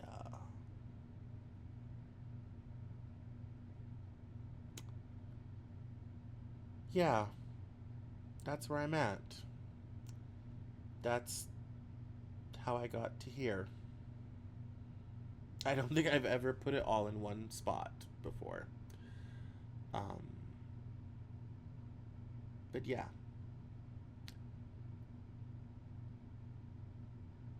Don't know what's gonna happen.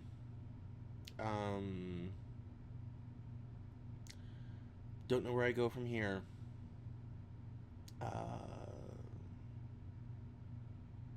Don't have a lot of options.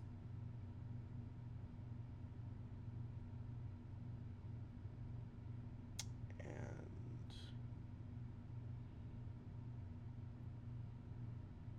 it keeps me up at night. A lot. I mean, I still have the insomnia. Not so much the fatigue anymore. Still have the insomnia. And it sucks. It really sucks.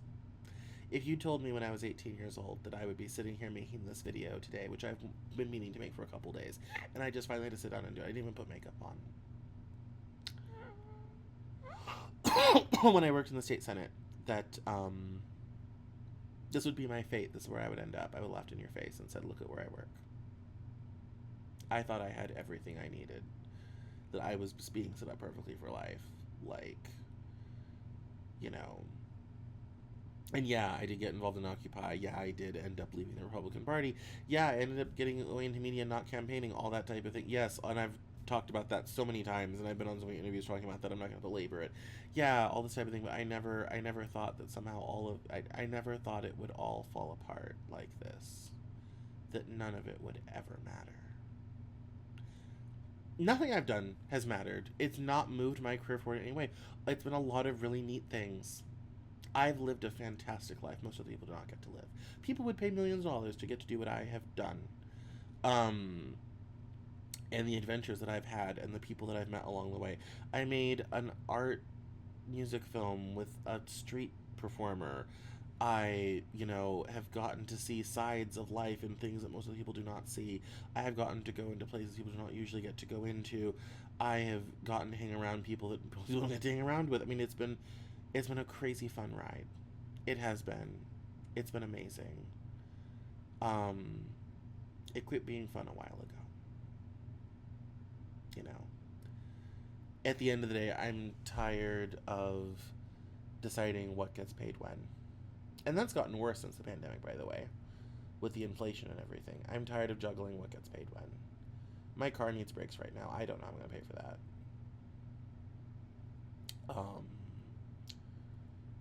Yeah. Yeah.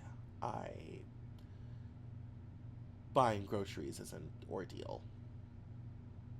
It's like making up a car payment. Like, I don't have a car payment right now, but it's like a car payment now. Like, you know, um, yeah. I wish I could figure out what I did wrong. I have spent hours. Part of the reason I made this video was to say it all out, to say, here's everything that happened, and maybe I will talk myself into figuring out what I did wrong. And I've listed my mistakes, and there are many. There are so very many. I got a lot of bad advice from people. I did, and I followed it because I didn't know any better. Um, I tried a great many things. I believed that I was worthy and valuable and had expertise and was important and had something to add, and I was getting all these experience at all these different places, and I thought all of that would matter one day. And then, and I don't know how much of this is autism. I don't know how much of this is the economy. I don't know how much of this is just wrong stars. I don't think I can know that. And it's probably a little bit of all of it. Um, I was homeschooled. I had never darkened the door of of a public K through 12 education system. I'm sure that doesn't help. Um, there are lots of skills and things that you learn along the way that I quite simply do not have. Um, if I had it to do all over again, I would tell myself never to ever go to college and just go pack groceries at the grocery store, because that's the level that people expect. That's all they expect. And I reached higher. I used to read magazines like Vogue and Harper's Bazaar and read about these fascinating lives of people who were writers and lived in Africa and were in France and New York and all this type of thing. And I said, yeah, that's what I want to do. And I was foolish enough to believe I could actually do it. Maybe that was my biggest mistake, is thinking that I could live that life with hard work and being talented and hoping that meritocracy would work for me. It didn't. I don't know who it works for, but certainly not for me. And there's a lot of discrimination out there. Um, I've seen some of it, not as much as other people, but I've seen some of it. Um, and if I could go back to, if I could dash back to 2006 today, I would immediately tell myself, look, the world's not interested. Go get a job packing groceries. That's the best you can hope for. Go to King Soopers, their union. That's the best you can hope for. That's all. You will pack people's groceries and clean the floor, because that's all people expect from you, and that's all you can ever do. If you try to do anything else, all you'll do is waste thousands of dollars, a ton of stress, a lot of time, and you'll still probably end up in the same spot. So save the 18 years of drama and just skip straight to the part where you do that. Not that there's anything wrong with people who pack groceries and mop floors. I've already actually kind of done that. Which if you've watched this whole video, you'll know I've been, all over the place. I mean, Target, Auto Part, all this type of thing. If you want to know about that, scroll back, But I definitely wouldn't have tried to do anything more than that. Like, I should have not gone to college. I should have left Target and gone and found another job in retail and just stayed at that level. Because that was okay. I could hide out. And I mean, I do find it comforting. There's a lot of other autistic people with the same situation. There's a really great person on TikTok named Reverend Chris, and I rewatched her video that I stitched of her this morning, where she talks about being an intellectual oddity and a curiosity, and that people don't want to be friends and work colleagues with someone who is an intellectual superstar. Now, her IQ is far higher than mine. She's like 145 or something. I'm not nearly that exotic. But when I first saw that video, I viscerally knew and understood exactly what she was talking about. I'm really cool to have around, but no one wants to employ me. No one really wants to be my friend outside of a handful of weirdos. People don't want me around like that all the time. And if they can kind of bring you out for something and then kind of get rid of you, that's the best thing. And when I was a kid on the playground, at daycare and at school, that was kind of how it worked out. If I knew something, I could hang out with some of the kids, but once I was out of my use, they were done with me and I was thrown away like garbage. And that's kind of what society's turning into, especially with what's happening, some of the rhetoric and politics and all this sort of thing. It's very easy for me to feel like a garbage person, because I don't fit in with the mold and the model and what you're supposed to do. As far as JD Vance is concerned, I might as well not exist. I don't have children. And now I can't, because of various health issues. And then one of the things came along with COVID.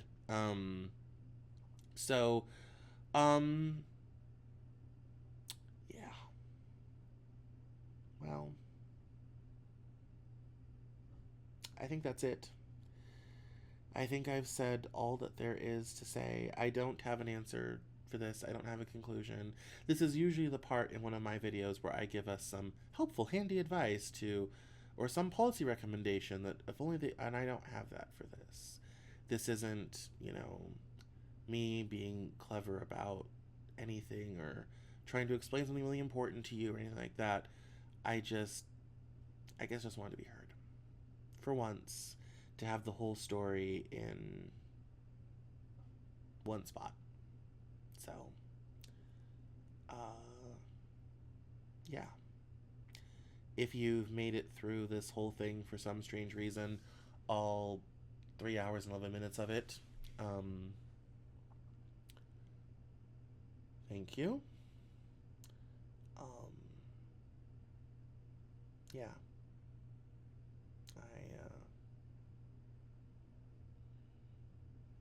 I appreciate it. Anyway, thanks so much for listening or watching.